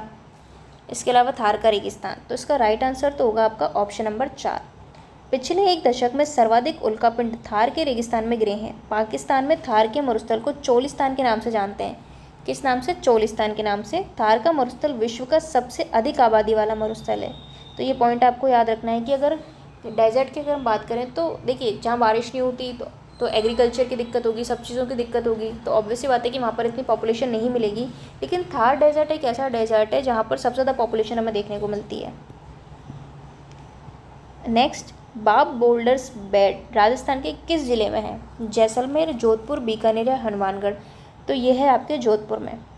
तो पर्मियन कार्बोनिफेरस बाब बोल्डर बेड फलौदी ज़िले, तो फलौदी डिस्ट्रिक्ट बन चुका है, के गांव है आपके बाप गांव के आसपास गोलाश्म सन स्तर तालचीर बोल्डर बेड के समकालीन माने जाते हैं। तो बेसिकली मतलब क्या है कि फलौदी जो जगह है जो कि अब जिला बन चुका है, यहाँ पर गांव पड़ता है बाप। इस स्थान पर जो पर्मियन कार्बोनिफेरस टाइम है उसके कुछ अवक्षेप पाए जाते हैं, हिमानी के निक्षेप, जिनको हम कहते हैं आपके बाप बोल्डर्स। तो ये आपको याद रखना है। कैसे, हिमानी के निक्षेप, हिमानी के निक्षेप पाए जाते हैं यहाँ पर। और कहाँ पर पाए जाते हैं ये पाए जाते हैं आपके बाप नामक जगह पर। ये है आपके बाप गांव जो कि आपके पड़ता है जोधपुर। कहाँ पे, जोधपुर। तो ये आपको याद रखना है एक पॉइंट। नेक्स्ट क्वेश्चन है, बाप बोल्डर्स युग से संबंधित है, जुरासिक, साइलूरियन, कार्बोनिफेरस या डिवोडियन। तो क्या होगा इसका राइट आंसर, इसका राइट आंसर होगा आपका कार्बोनिफेरस, ऑप्शन नंबर 3। क्या हो जाएगा, कार्बोनिफेरस। पश्चिमी राजस्थान के रेतीले मैदान का कितना प्रतिशत क्षेत्र बालू स्तूप से मुक्त है। क्या कह रहा है कि पश्चिमी राजस्थान का जो रेतीला क्षेत्र है उसका ऐसा कितना प्रतिशत भाग है जहाँ पर बालू का स्तूप नहीं है। इसको ध्यान से पढ़ना, मुक्त है, युक्त नहीं दे रखा है यहाँ पर। तो लगभग 41.5% भाग ऐसा है जहाँ पर सैंड ड्यून्स नहीं पाए जाते। ये देखिए बालू का स्तूप मुक्त क्षेत्र लगभग कितना है, 41.50%। अगर आप किलोमीटर की बात करेंगे तो 85,660 किलोमीटर स्क्वायर का एरिया ऐसा है जहाँ पर बालू का स्तूप नहीं पाए जाते। तो इस तरीके से आपको ये याद रखना है। और यहाँ पर देखिए दिया गया है कि 20% प्रभावित क्षेत्र, 40%, 60, 80, 100 इस तरीके के रेशियो में यहाँ पर दिए गए हुए हैं। लेकिन आपको एक तो ये याद रखना है और इसके अलावा याद रखना है कि कितने प्रतिशत भाग में पाए जाते हैं।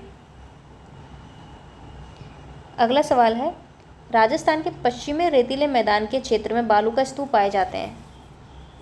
कितने, 60%।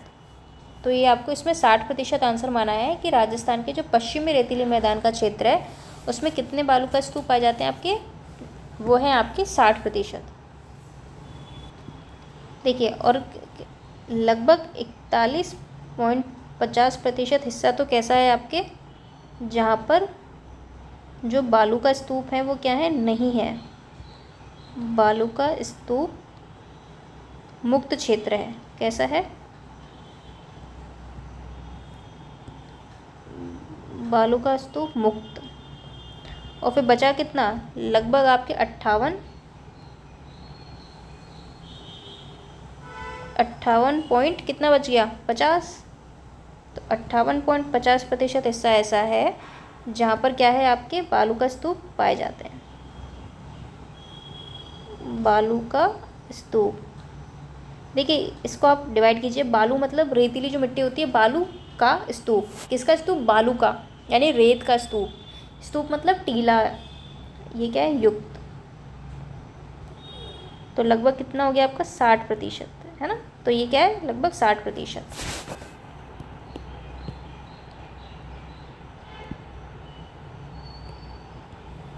पश्चिमी रेतीले मरुस्थल का लगभग 59 से 60% हिस्सा क्या है, जो कि बालू का स्तूप से घिरा हुआ है। राजस्थान में निम्नलिखित में से कौन सा एक बालू का स्तूप का प्रकार नहीं है। तो यहाँ पे कुछ टाइप्स हमें दिए हुए हैं, हमें बताना है कि कौन सा नहीं मिलता है। तो बरखान, पैराबोलिक, सीफ या फिर थली।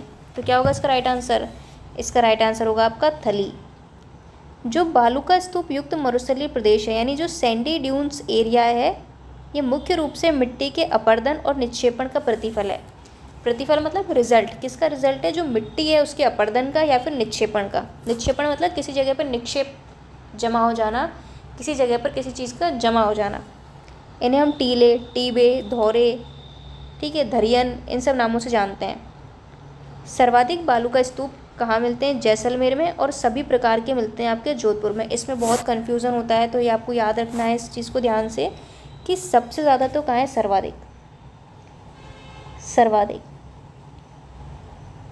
देखिए आप इस तरीके से इसको याद रख सकते हैं, सर्वाधिक सैंड ड्यून। देखिए जैसलमेर वैसे भी एरिया वाइज सबसे बड़ा है, तो यहाँ पर क्या होगा, सर्वाधिक होंगे। इस तरीके से आप इसको याद रखना, जैसलमेर को, है ना। और जोधपुर में क्या है, सभी टाइप के, है ना, सभी प्रकार। तो एक याद रख लेना, दूसरा तो अपने आप याद रह जाएगा कि जैसलमेर का एरिया भी बहुत बड़ा है, तो इसलिए यहाँ पे सबसे ज़्यादा मिलेंगे। अब यहाँ पर बालू का स्तूप के हमें टाइप दे रखे हैं, जैसे कि देखिए किसकी गति के अकॉर्डिंग, हवा की गति के अकॉर्डिंग इनको हम नाम देते हैं, जैसे अनुदैर्य, पवन, अनुवर्ती या रेखीय। एक हो गया बरखान या अर्धचंद्राकार कह सकते हैं, एक हो गया अनुप्रस्थ, ट्रांसवर्स। और आकृति के अकॉर्डिंग बात करें तो पैराबोलिक, तारा या फिर सीप। ये क्या है, इनके टाइप्स है। अगला सवाल है, बालू का स्तूपों का प्रकार नहीं है, पैराबोलिक, बरखान, सीफ या इंसेल वर्ग। तो क्या होगा इसका राइट आंसर, इसका राइट आंसर होगा आपका ऑप्शन नंबर 4। जो इंसेल वर्ग है वो ग्रेनाइट से बनी हुई आबू पर्वत के खंड है, उनको हम कहते हैं किसको, जो ग्रेनाइट से बने हुए आबू पर्वत के खंड। राजस्थान के कौन से क्षेत्रों में तारा बालू का स्तूप मिलते हैं, क्या मिलते हैं, तारा बालू का स्तूप। देखिए कुछ क्लासेस जो हैं आपको हमारे चैनल पर मिल जाएंगी, जहाँ पर इमेज के थ्रू हमने बताने की कोशिश की है कि कौन से कहाँ पर मिलते हैं। और वो छोटी छोटी सी वीडियोज़ हैं, आप उनको ज़रूर देखना, आपको मिल जाएंगी प्लेलिस्ट। उसमें आपके अरावली हो गया, बालू का ये जो अरावली हो गया, आपके डेजर्ट का इलाका हो गया, पूर्वी मैदान वाला हो गया, दक्षिण का हो गया, सारे मैप के थ्रू समझाए गए हैं, उनको ज़रूर देखना है। छोटे छोटे वीडियोज़ हैं एनिमेशन की। राजस्थान के कौन से क्षेत्रों में तारा बालू का स्तूप पाए जाते हैं। तो अगर हम बात करें तारा क्या है, एक स्टार की शेप में जो बालू का स्तूप बन जाते हैं वो। अब ये पाए जाते हैं मोहनगढ़ में और सूरतगढ़। तो ऑप्शन नंबर 1 इसका राइट आंसर होगा। और मोहनगढ़ का पड़ता है आपका जैसलमेर में, और सूरतगढ़ आप पड़ता है आपके गंगानगर में। स्टार सैंड ड्यून्स, कैसे, स्टार शेप, हमादा के चारों ओर पाए जाने वाले बालू का स्तूप को क्या कहते हैं, तारानुमा बालू का स्तूप। तारा बालू का स्तूप जैसलमेर के मोहनगढ़, पोखरण क्षेत्र और गंगानगर के कहाँ मिलते हैं, सूरतगढ़ में। तो इस तरीके से आप याद रखना, कुछ भी देखिए आप ट्रिक बना सकते हो, जैसे मोहन की सूरत, मोहन की सूरत, इस तरीके से आप बना सकते हो। कैसी है? स्टार जैसी, एकदम बढ़िया चमकदार, है ना, तारा जैसी, ऐसा कह सकते हो आप। और पोकरण याद रख लेना आप। तो इस तरीके से कोई भी छोटी मोटी ट्रिक बना के आप इनको याद रख सकते हो। तो जो तारा बालू का स्तूप है स्टार वाले, वो कहाँ पर है आपके? मोहनगढ़, पोखरण और सूरतगढ़। अब हम बात करते हैं अनुप्रस्थ बालू का स्तूप की। अनुप्रस्थ बालू का जो टीले हैं वो राजस्थान के किन जिलों में मिलते हैं? अब किसकी बात कर रहा है आपसे? अनुप्रस्थ की। तो इसका राइट आंसर क्या होगा आपके? इसका होगा बीकानेर, गंगानगर। क्या हो जाएगा? Option number 1। ऑप्शन नंबर 1 हो जाएगा इसका राइट आंसर। कौन से बालू का स्तूप? अनुप्रस्थ, यानी कि ट्रांसवर्स। कैसे? ट्रांसवर्स। इनकी ऊंचाई की अगर बात करें तो 10 से 40 मीटर। स्तूपों के मध्य दूरी की अगर बात करें तो 500 से 1000 मीटर। ये हवा की दिशा के समकोण पर बनने वाले स्तूप होते हैं। ये पॉइंट आपको ज़रूर याद रखना है। जो अनुप्रस्थ होते हैं ना, ये आपको याद रखना है। अनुप्रस्थ जो होते हैं, जो अनुप्रस्थ सैंड ड्यून्स होते हैं, ये क्या बनते हैं आपके? 90 डिग्री के एंगल पर, यानी समकोण पर। ये बनते हैं आपके समकोण पर। किसके समकोण पर? हवा की दिशा के समकोण पर बनते हैं। बीकानेर में मिलेंगे, हनुमानगढ़ की कौन सी जगह? रावतसर, गंगानगर के सूरतगढ़, चूरू, झुंझुनू जिलों में पाए जाते हैं। ये आपको याद रखना है अनुप्रस्थ का। कैसे बनते हैं? वायु की दिशा के समकोण पर बनने वाले जो स्तूप होते हैं उनको हम बोलते हैं अनुप्रस्थ। जैसे अगर हवा की दिशा ऐसे है तो इस तरीके जो स्तूप बनते हैं, ये हवा की दिशा हमने दर्शा दी।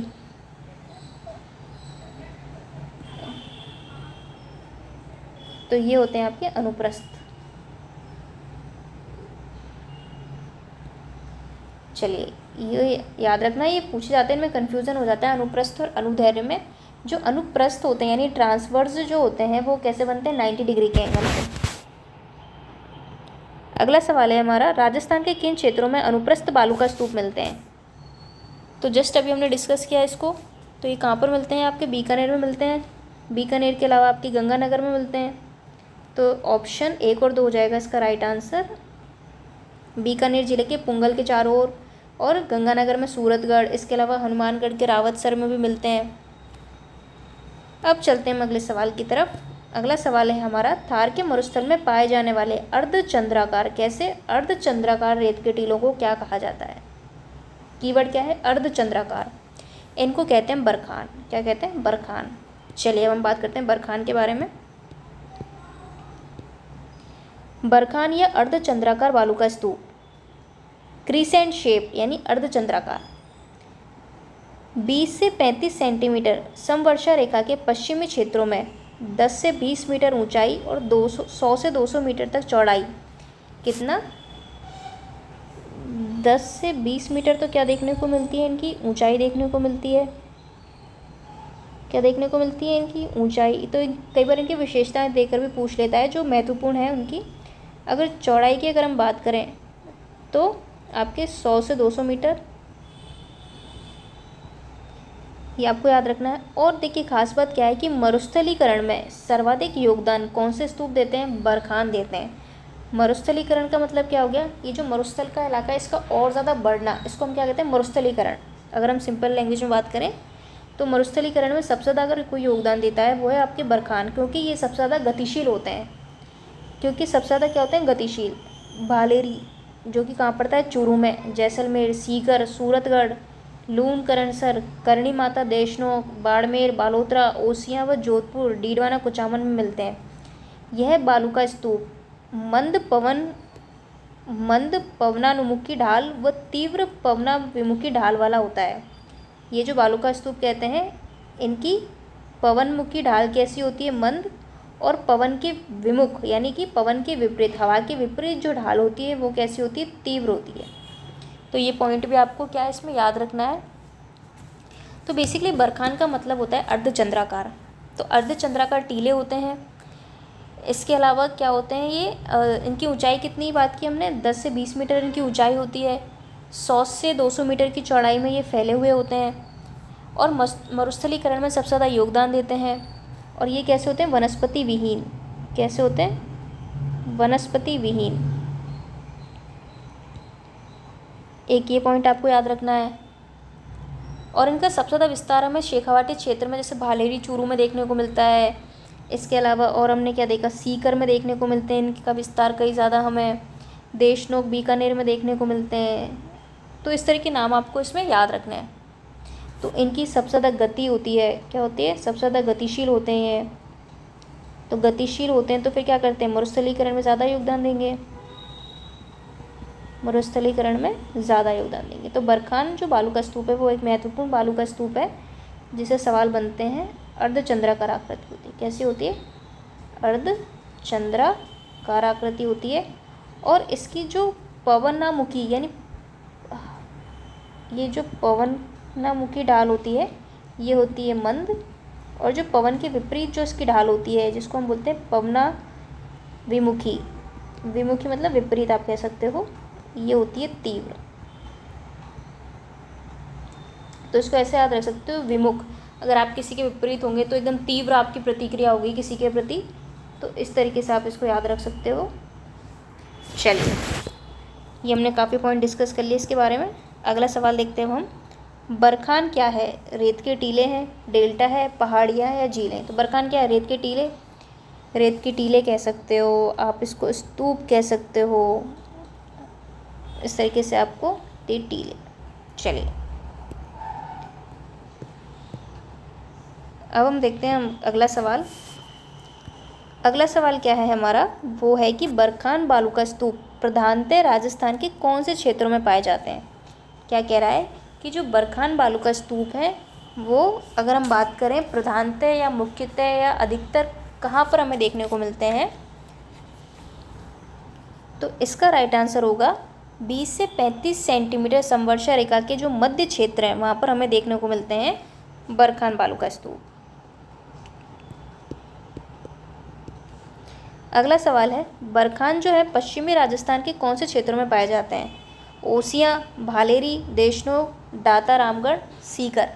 तो क्या होगा इसका राइट आंसर, इसका राइट आंसर हो जाएगा ऑप्शन नंबर 3, यानी पहला, दूसरा और तीसरा सही है। सीकर में पाए जाते हैं, लेकिन यहाँ पे जो नाम आता है वो आता है नीम का थाना। क्या आता है, तो ये नाम आप याद रखना, नीम का थाना। चलिए अगला सवाल देखते हैं हम। बरखान स्थल आकृति किस भौतिक विभाग से संबंध है, यानी राजस्थान का ऐसा कौन सा फिजिकल डिवीज़न है, कौन सा भौतिक भाग है जहाँ पर हमें बरखान जो स्थल आकृति है वो हमें देखने को मिलती है। तो हमें पता है बरखान बालू का स्तूप का इस प्रकार होता है, तो कहाँ पे बनेगा, मरुस्थलीय प्रदेश में, यानी ऑप्शन नंबर 4 क्या होगा इसका करेक्ट आंसर। अगला सवाल है, सीफ है एक अनुदैर्घ्य बालू का स्तूप, अनुप्रस्थ, पैराबोलिक या स्क्रब। स्क्रब कापीस बालू का स्तूप। अब सीफ के बारे में हमें देखना है कि सीफ है क्या। तो अगर हम सीफ की बात करते हैं तो जो सीफ होता है वो होता है आपका अनुदैर्घ्य बालू का स्तूप। कैसा होता है, अनुदैर्घ्य। अनुप्रस्थ की तो हम बात कर चुके हैं जो 90 डिग्री के एंगल पे बनता है, लेकिन सीफ जो होता है वो अनुदैर्घ्य होता है। अब चलो इसकी बात करते हैं। सबसे पहले तो हम देखते हैं कि अनुदैर्घ्य यानी कि जो लॉन्गिट्यूडनल सैंड ड्यून्स है वो होता क्या है। अब ये बनते हैं पवन की दिशा के समानांतर। देखिए यहाँ पर हम लिखते हैं इसको, हम बात करते हैं अनुदैर्घ्य की, अनुदैर्घ्य, इसको हम कहते हैं आपकी लॉन्गिट्यूडनल। क्या कहते हैं, इसको हम कहते हैं आपके लॉन्गिट्यूडनल, लॉन्गिट्यूडनल सैंड ड्यून्स। अब हम इसी से इसको याद करेंगे। अब देखिए लॉन्गिट्यूडनल क्या होते हैं कि हवा की दिशा के समानांतर बनते हैं। कैसे बनते हैं, समानांतर। ठीक है, ये हमें पता चल गया कि भाई ये जो हवा चलती है, हवा की जो डायरेक्शन होगी उसी के समानांतर बनेंगे, हवा की दिशा के समानांतर। समानांतर कौन से बनते हैं आपके, लॉन्गिट्यूडनल। अब कैसे बनेंगे, अगर इस तरह हवा चल रही है आपकी, इस तरह अगर आपकी हवा चल रही है तो ये बन जाएंगे आपके हवा की दिशा के समानांतर। थोड़ा और ठीक से बना देती हूँ मैं, ये बन जाएंगे आपकी हवा की दिशा के समानांतर यानी उसी डायरेक्शन में। ठीक है, ये हमें पता चल गया अनुदैर्घ्य क्या होते हैं। तो उसी का एक प्रकार है सीफ। अब सीफ में क्या होता है कि बरखान के निर्माण में जब हवा की दिशा में चेंज होता है, जब बरखान बालू का स्तूप बनते हैं और हवा की डायरेक्शन में अगर चेंज होता है तो जो बरखान की भुजा है, यानी जो सैंड ड्यून्स है बरखान, उसकी एक भुजा क्या होती है, आगे की ओर समानांतर बढ़ जाती है। जैसे इस तरीके से है, मान लीजिए अगर मैं बात करूं, जैसे ये बरखान है आपका, कैसा होता है, अर्धचंद्राकार आकृति का होता है। ये आपके बरखान बालू का स्तूप है मान लीजिए। तो जब हवा की दिशा में परिवर्तन आता है तो इसकी एक डायरेक्शन इस तरीके से बढ़ जाती है। किस तरीके से, इस तरीके से बढ़ जाएगी। तो इसको हम बोलते हैं सीफ या सीप कहा जाता है। बरखान के अर्धचंद्राकार निम्न भूमि क्षेत्र में उपजाऊ भूमि को क्या कहते हैं, रोही। क्या कहते हैं, रोही। रोही क्या है, बरखान के अर्धचंद्राकार जो निम्न भूमि क्षेत्र है उसमें उपजाऊ भूमि को हम क्या कहते हैं, रोही।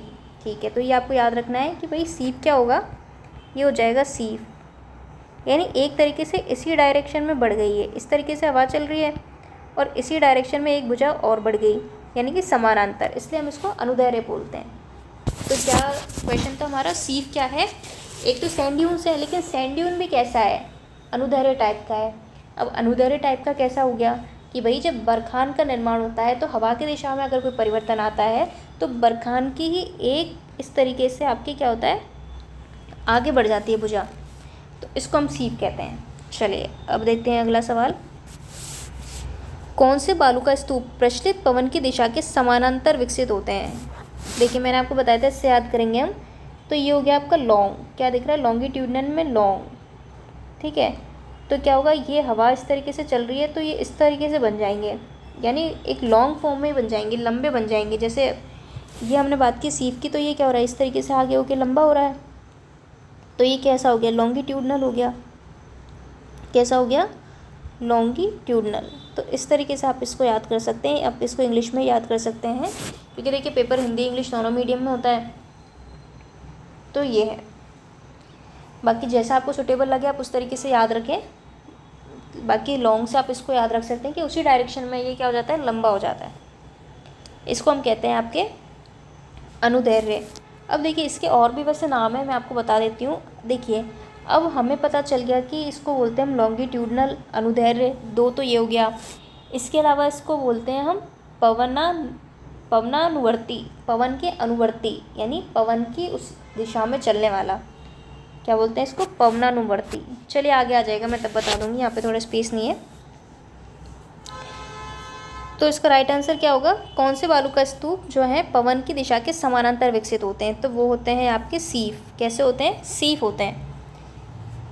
राजस्थान के थार मरुस्थल में दृष्टवती नदी घाटी में किस प्रकार के बालू का स्तूप चिन्हित होते हैं, रेखीय, तारा, पैराबोलिक या बरखान। तो इसका राइट आंसर होगा ऑप्शन नंबर 1, रेखीय या पवन अनुवर्ती। अब देखिए आगे आ ही जाएगा हमारे, ये रहा देखिए, अनुदैर्ध्य, पवनानुवर्ती, रेखीय बालू का स्तूप, लॉन्गिट्यूडनल और लीनियर। इनका विस्तार सर्वाधिक जैसलमेर के दक्षिण पश्चिम भाग में हमें देखने को मिलता है। जो जैसलमेर का भी दक्षिण पश्चिम का भाग है, जो जैसलमेर का दक्षिण पश्चिम का भाग, उसमें जोधपुर और बाड़मेर जिलों में भी इनका विस्तार हमें देखने को मिलता है। इन रेखीय बालू का स्तूप की ऊंचाई कितनी मिलती है हमें, 10 से 60 मीटर। कितनी, 10 से 60 मीटर। पवनानुवर्ती स्तूप पवनों की दिशा के समानांतर बनने वाले स्तूप होते हैं। कैसे टीले होते हैं, पवन की दिशा के समानांतर। पवन मतलब हवा की दिशा के समानांतर। आप इसको बेसिक सीधी सी भाषा में याद करो कि जो हवा की डायरेक्शन होती है उसके समानांतर बनते हैं। कैसे, समानांतर।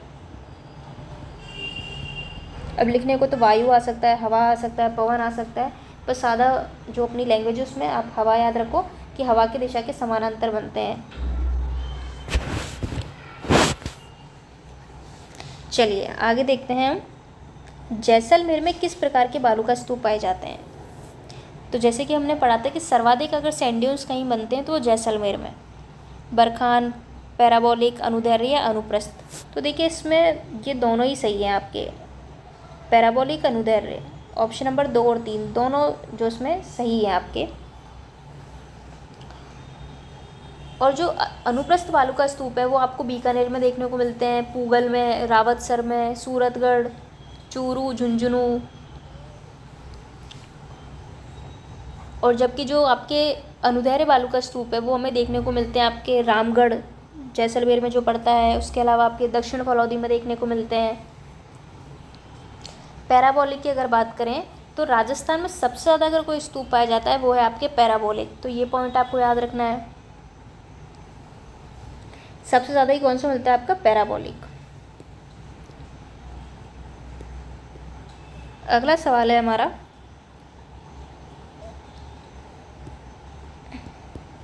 पश्चिमी राजस्थान में कौन से प्रकार के अनुप्रस्थ बालू का स्तूप पाए जाते हैं? पश्चिमी राजस्थान में किस प्रकार के अनुप्रस्थ बालू का स्तूप पाए जाते हैं?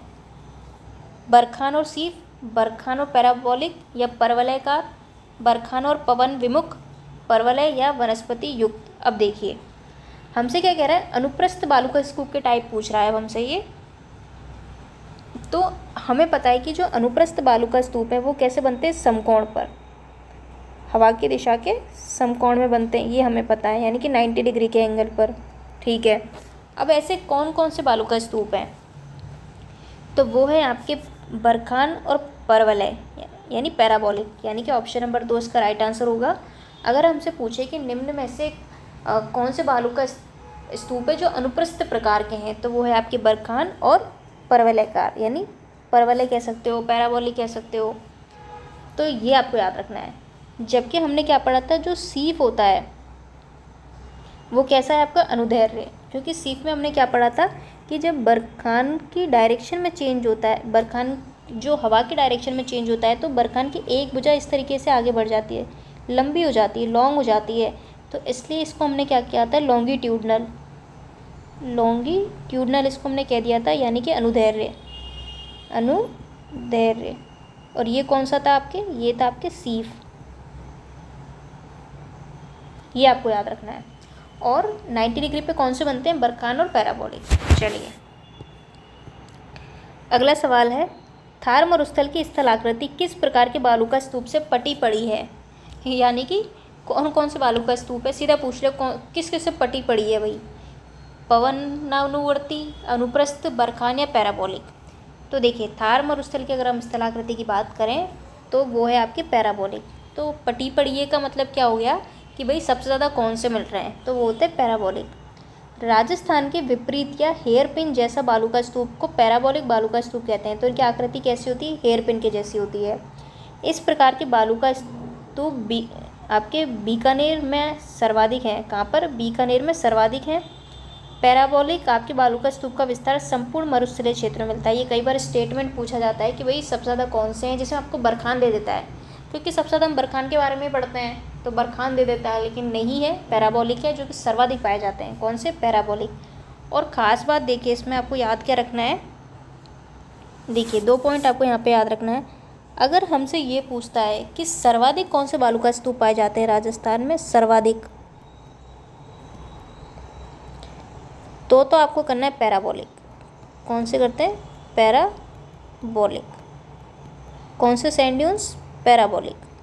अगर आपसे ये पूछे कि भाई मरुस्थलीकरण में सबसे ज़्यादा योगदान कौन दे रहा है, मरुस्थलीकरण में सबसे ज़्यादा योगदान किसका है, तो वो है आपके बरखान का। किसका है? बरखान का। क्यों? क्योंकि सबसे ज़्यादा गतिशील होते हैं। क्या होते हैं? सबसे ज़्यादा गतिशील होते हैं। तो भाई सबसे ज़्यादा गतिशील होंगे तो सबसे ज़्यादा यही आपके मरुस्थलीकरण करेंगे। तो ये आपको याद रखना है, ये 2 पॉइंट कि सर्वाधिक पूछे तो पैराबोलिक, और अगर मरुस्थलीकरण के हिसाब से पूछे कि मरुस्थलीकरण में सर्वाधिक योगदान कौन दे रहा है, तो वो दे रहे हैं आपके बरखान। चलिए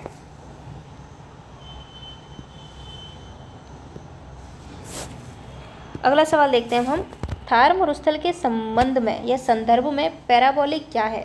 तो पैराबोलिक बालू का स्तूप का एक टाइप है, तो ऑप्शन नंबर 1 इसका राइट आंसर होगा। राजस्थान के पश्चिमी मरुस्थल में सबसे प्रमुख बालू के स्तूप हैं। तो सबसे प्रमुख तौर पर कौन से बालू का स्तूप है आपके पश्चिमी राजस्थान में? तो वो है आपके पैराबोलिक। ऑप्शन नंबर 4 हो जाएगा इसका राइट आंसर। देखिए क्वेश्चन जो हम करते हैं इससे हमें पता चलता है कि जो थ्योरी हम पढ़ रहे हैं उसको किस तरीके से क्वेश्चन के माध्यम से अप्लाई किया जा रहा है। क्योंकि थ्योरी तो हम पढ़ लेते हैं, लेकिन जब तक वो क्वेश्चन फॉर्म में हमारे सामने नहीं आएगी तो हमें पता नहीं चलेगा कि किस तरीके के सवाल जो है वो बन सकते हैं, और उससे क्या होगा? कन्फ्यूज़न दूर होता है। तो प्रीवियस ईयर के क्वेश्चन बहुत इंपॉर्टेंट होते हैं, तो प्रीवियस ईयर आप ज़रूर सॉल्व किया करो। क्योंकि उससे हमें पता चलता है कि भाई एग्ज़ाम में कैसे आ रहा है। टेस्ट सीरीज से मतलब नहीं होता, मेन ये है कि जो प्रीवियस ईयर है उससे हमें पता चलता है कि पैटर्न क्या रहता है क्वेश्चन का, किस तरीके से सवाल बनते हैं। तो इसलिए आपको पता होना चाहिए, क्योंकि टेस्ट सीरीज में तो क्या होता है अपने हिसाब से भी सवाल बनाए जाते हैं और साथ में हालांकि उस पैटर्न को ध्यान में रखा जाता है, लेकिन फिर भी आप प्रीवियस ईयर ज़रूर सॉल्व करें। इससे पता चलेगा आपको कि किस तरीके के सवाल बनते हैं किसी भी टॉपिक से।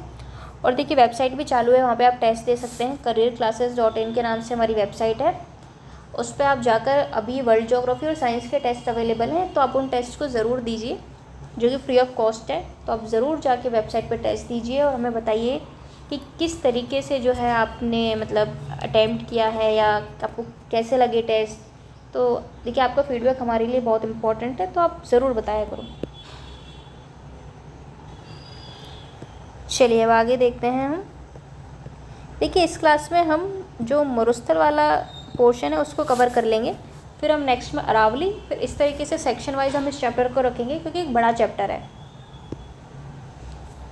निम्न में से राजस्थान के कौन सा क्षेत्र बालू का स्तूप मुक्त है, यानी ऐसा कौन सा इलाका है जहाँ पर बालू का स्तूप नहीं पाए जाते। शेरगढ़, शिव, ओसियाँ, शेरगढ़ या बायतू, चौहटन, फलौदी, पोखरण।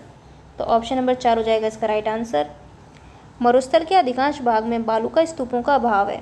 इस क्षेत्र को बालू का स्तूप रहित प्रदेश कहा जाता है। यह प्रदेश जैसलमेर के चारों ओर लगभग 65 किलोमीटर क्षेत्र में, पोखरण तहसील के लगभग आधे भाग में और फलौदी जिले के दक्षिण व पश्चिमी क्षेत्रों में फैला हुआ है। कौन से? दक्षिण व पश्चिमी क्षेत्रों में। अगला सवाल है, सही कथन हमें चूज करना है। पहला स्टेटमेंट, अनुप्रस्थ बालू का स्तूप चूरू और झुंझुनू जिलों में मिलते हैं। अवरोधी बालू का स्तूप पुष्कर क्षेत्र में मिलते हैं। जोधपुर जिला बालू का स्तूप मुक्त जिला है। तो इसका राइट आंसर होगा हमारा 1 और 2 स्टेटमेंट इसमें जो है सही है, यानी कि ऑप्शन नंबर 3 करेक्ट आंसर होगा इसका।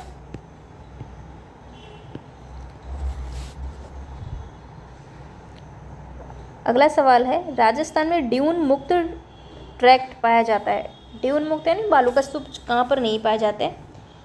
तो देखिए ये आपके बीकानेर, जैसलमेर, फलौदी, पोखरण यहाँ पर जो है नहीं पाए जाते हैं। लाठी सीरीज़ क्या है?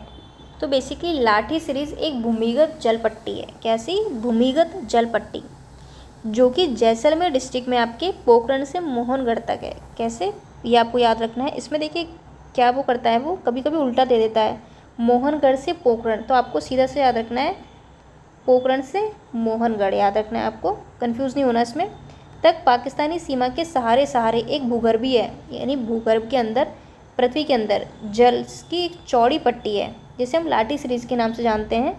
ये टर्शरी कालीन अवसादी चट्टानों में तेल एवं गैस के भंडार मिलते हैं। यहाँ आपके एक नलकूप है जिसको हम कहते हैं चांदन नलकूप। कम गहराई में अधिक पेयजल आपूर्ति की वजह से इसको हम थार का क्या कहते हैं? गढ़ा। देखिए यहाँ पे खास बात क्या है याद रखने की, जो हमारी लाठी सीरीज़ है यहाँ पर हमें एक नलकूप मिलता है कम गहराई में, तो इससे क्या होता है पेयजल की आपूर्ति होती है, जिसको हम चांदन नलकूप के नाम से हम जानते हैं। इसलिए हम इसको कहते हैं थार का घड़ा, यानी मरुस्थल में क्योंकि घड़े से हमें पानी मिलता है तो इसलिए हम इसको क्या कहते हैं? थार का घड़ा। तो ये याद रखना आप इस चीज़ को। चलिए अब अगला सवाल देखते हैं हम। और तो देखिए लाठी सीरीज़ के बारे में आप अगर कुछ याद रखना है तो एक तरीके से ये लगभग 60 किलोमीटर चौड़ी एक भूगर्भीय जल पट्टी है जो कि पोखरण से मोहनगढ़ के मध्य है, और एक सरस्वती नदी का अवशेष इसको हम मानते हैं। इसका सरस्वती नदी का अवशेष, और यहाँ पे घास पाई जाती है जिसका नाम है सेवन।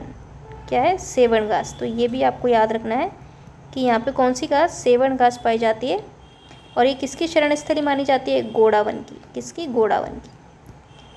तो ये एक महत्वपूर्ण फैक्ट है जो आपको याद रखना है, गोडावन की शरण स्थली।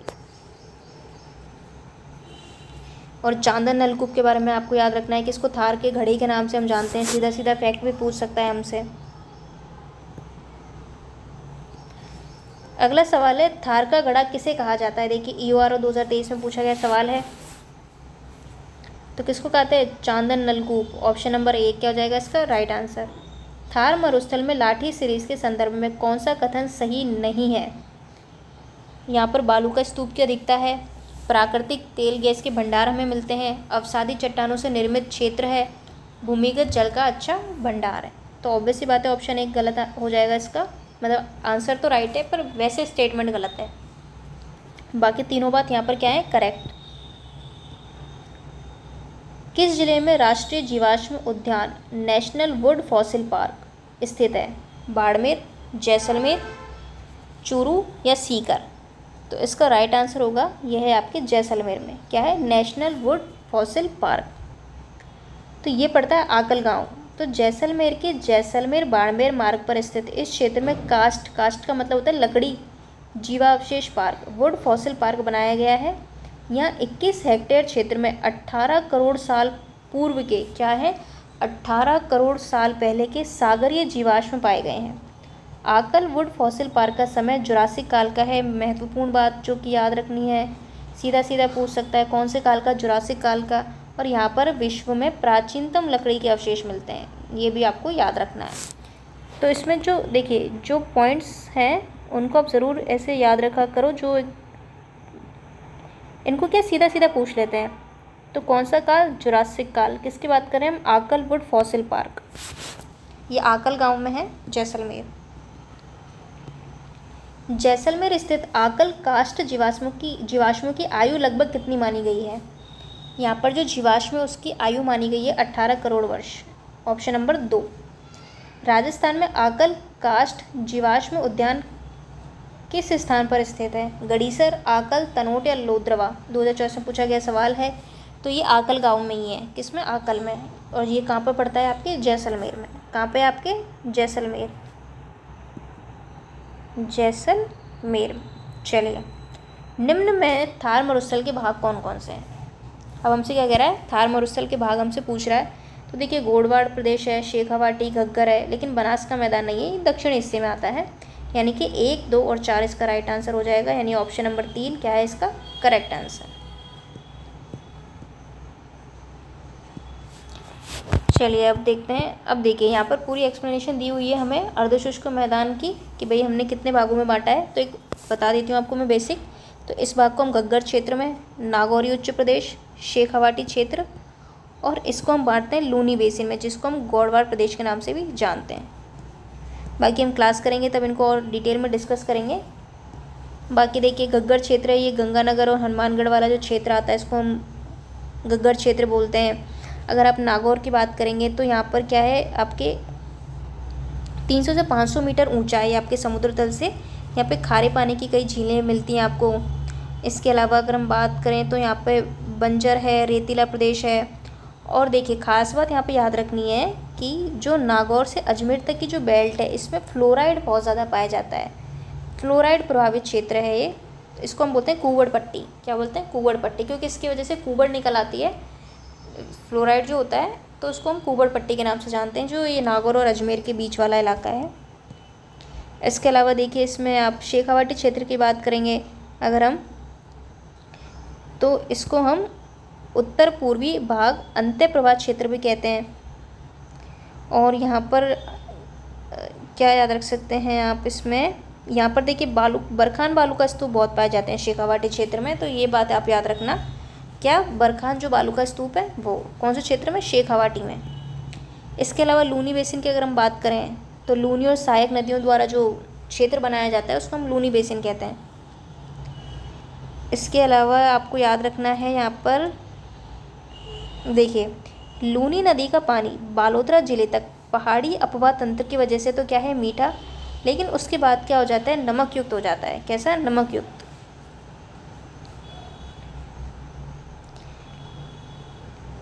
इसके अलावा देखिए, बाड़मेर व जालौर का वह भाग जो गुजरात के कच्छ को छूता है, स्पर्श करता है, जहाँ पहले क्या था, समुद्र, इस क्षेत्र को हम नेहड़ कहते हैं। नीर हृद के नाम से जानते हैं, जिसको हम नेहड़ कहते हैं ना। नीर मतलब पानी।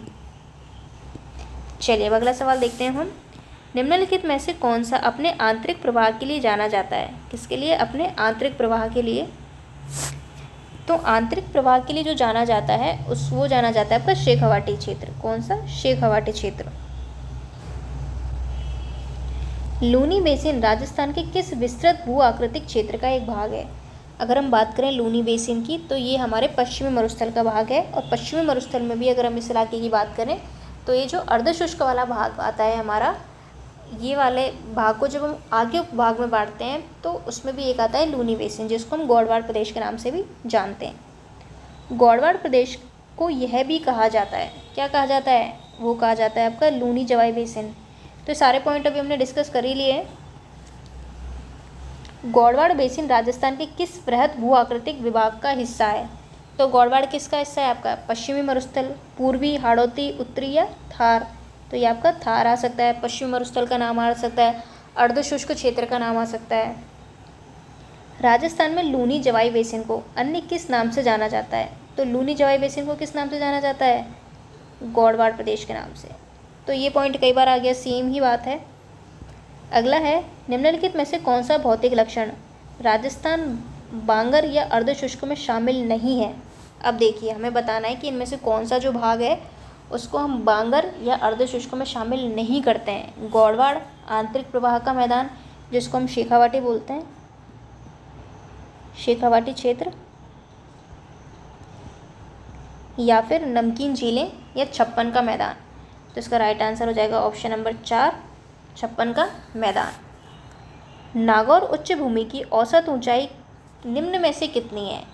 तो ये है आपकी 300 से 500 मीटर। तो ये फैक्ट है, आपको याद रखना है, 300 से 500 मीटर। चलिए अब आगे देखते हैं हम।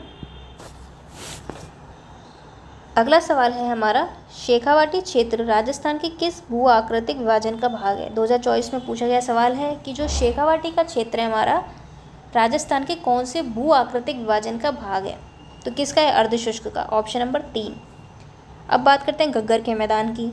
तो घग्गर का मैदान राजस्थान के किस भौगोलिक विभाजन का एक उपक्षेत्र है? ये भी 2024 में पूछा गया है।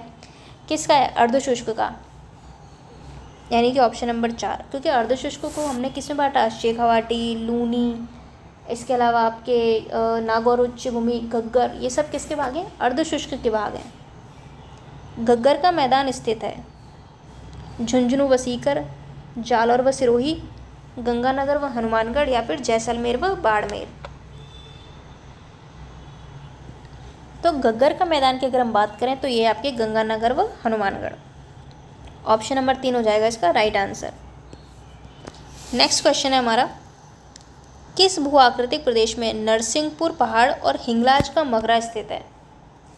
2024 में पूछा गया सवाल है, नरसिंहपुर पहाड़ और हिंगलाज का मकरा। तो ये लगा लीजिए, इंपॉर्टेंट लगा लीजिए इसको। तो ये है आपका लूनी बेसिन। क्या है आपका? Luni basin, option number 2। Rajasthan के किस अंचल को, यानी किस क्षेत्र को बांगड़ प्रदेश भी कहा जाता है? देखिए यहाँ पे गौर करने वाली बात है, यहाँ पे बांगड़ लिखा है, वागड़ नहीं लिखा हुआ। तो इसमें कंफ्यूज नहीं होना है, क्योंकि वागड़ बोलते हैं दक्षिणी हिस्से को, तो वागड़ नहीं लिख रहा है यहाँ पे, बांगड़ लिख रहा है। तो ये है आपके शेखावाटी क्षेत्र को, किसको? शेखावाटी अंचल को कहा जाता है बांगड़। बागड़ राजस्थान के 2 भू क्षेत्रों का वाचक रहा है। एक तो वागड़, बांसवाड़ा, प्रतापगढ़, डूंगरपुर के पहाड़ी क्षेत्र को स्थानीय भाषा में वागड़ कहते हैं, और यह है बांगड़। यह अरावली पर्वत व पश्चिमी मरुस्थल के मध्य का एरिया है। कौन सा? अरावली पर्वत व पश्चिमी मरुस्थल के बीच का, जो झुंझुनू, सीकर, पूर्वी चूरू, डीडवाना, कुचामन, नागौर व पाली जिले में विस्तृत है। नरहड़, पिलानी, भादरा, नोहर, हनुमानगढ़ एवं कनाड़ा आदि भूभाग, जिसे जिनपाल संकलित खतरगच्छ पट्टावली में बागड़ नाम से बहुशः अभिहित किया गया है, यानी बताया गया है। तो बेसिकली कहना यह चाह रहा है कि बांगड़ किसको कहा जाता है? शेखावाटी अंचल को कहा जाता है। और जो एक खतरगच्छ पट्टावली है, इसमें बागड़ नाम से इसको पुकारा गया है। अगला सवाल है, कौन सा युग्म सुमेलित है? बांगर, बूंदी, वागड़, बांसवाड़ा, भाकर, सीकर या गिरवा, डूंगरपुर। तो कौन सा सुमेलित है? वागड़, बांसवाड़ा, बांगड़ नहीं है। देखिए आप याद रखना, वागड़ है ये ना, व। चलिए अगला सवाल देखते हैं हम। राजस्थान के बांगड़ प्रदेश के जिलों में कौन सा शामिल नहीं है? सीकर, झुंझुनू, चूरू या राजसमंद। तो क्या जाएगा इसमें? राजसमंद, क्योंकि बांगड़ प्रदेश कौन सा, ये जो शेखावाटी इलाका ये वाला है बांगड़ अपना, तो इसमें कौन कौन से आते हैं? सीकर, झुंझुनू वगैरह आते हैं। दक्षिण का तो आएगा ही नहीं। वागड़ में भी आपके बांसवाड़ा, डूंगरपुर और ये सब आएंगे, है ना। तो इसलिए आपको याद रखना है बांगड़ और वागड़ दो अलग अलग है, कंफ्यूज नहीं होना है। एक है बांगड़ और एक है वागड़, दोनों अलग अलग हैं, तो उनमें कंफ्यूज नहीं होना है। राजस्थान में विश्व के प्राचीनतम पर्वत पाए जाते हैं जो गोंडवाना लैंड का भाग है, उनका नाम क्या है? तो क्या है? अरावली पर्वत। यह है अरावली पर्वत। देखिए अब यहाँ से हमारे अरावली पर्वत के क्वेश्चन शुरू हो चुके हैं, तो जिसको हम करेंगे अगली क्लास में कवर। ये हमारा पूरा मरुस्थल का पार्ट रहेगा। इससे क्या होगा, एक ही वीडियो में आपको सारी चीज़ें देखने को मिल जाएंगी, जितने भी प्रीवियस ईयर के क्वेश्चन हैं, कन्फ्यूज़न नहीं होगा, इसलिए हम इसको सेपरेटली करेंगे। तो मिलते हैं अगली क्लास में इसी चैप्टर के अगले पार्ट के साथ। तब तक आप इन क्लास को ज़रूर देखें, प्रीवियस ईयर के क्वेश्चन ज़रूर करें। इसके अलावा आप वेबसाइट पर जाकर भी टेस्ट दे सकते हैं, जो कि आपकी careerclasses.in के नाम से आपको मिलेगी, जो कि लिंक मिल जाएगी आपको टेलीग्राम पर। डिस्क्रिप्शन में भी आपको उसकी लिंक मिल जाएगी, तो आप ज़रूर ज्वाइन करें। Thank you.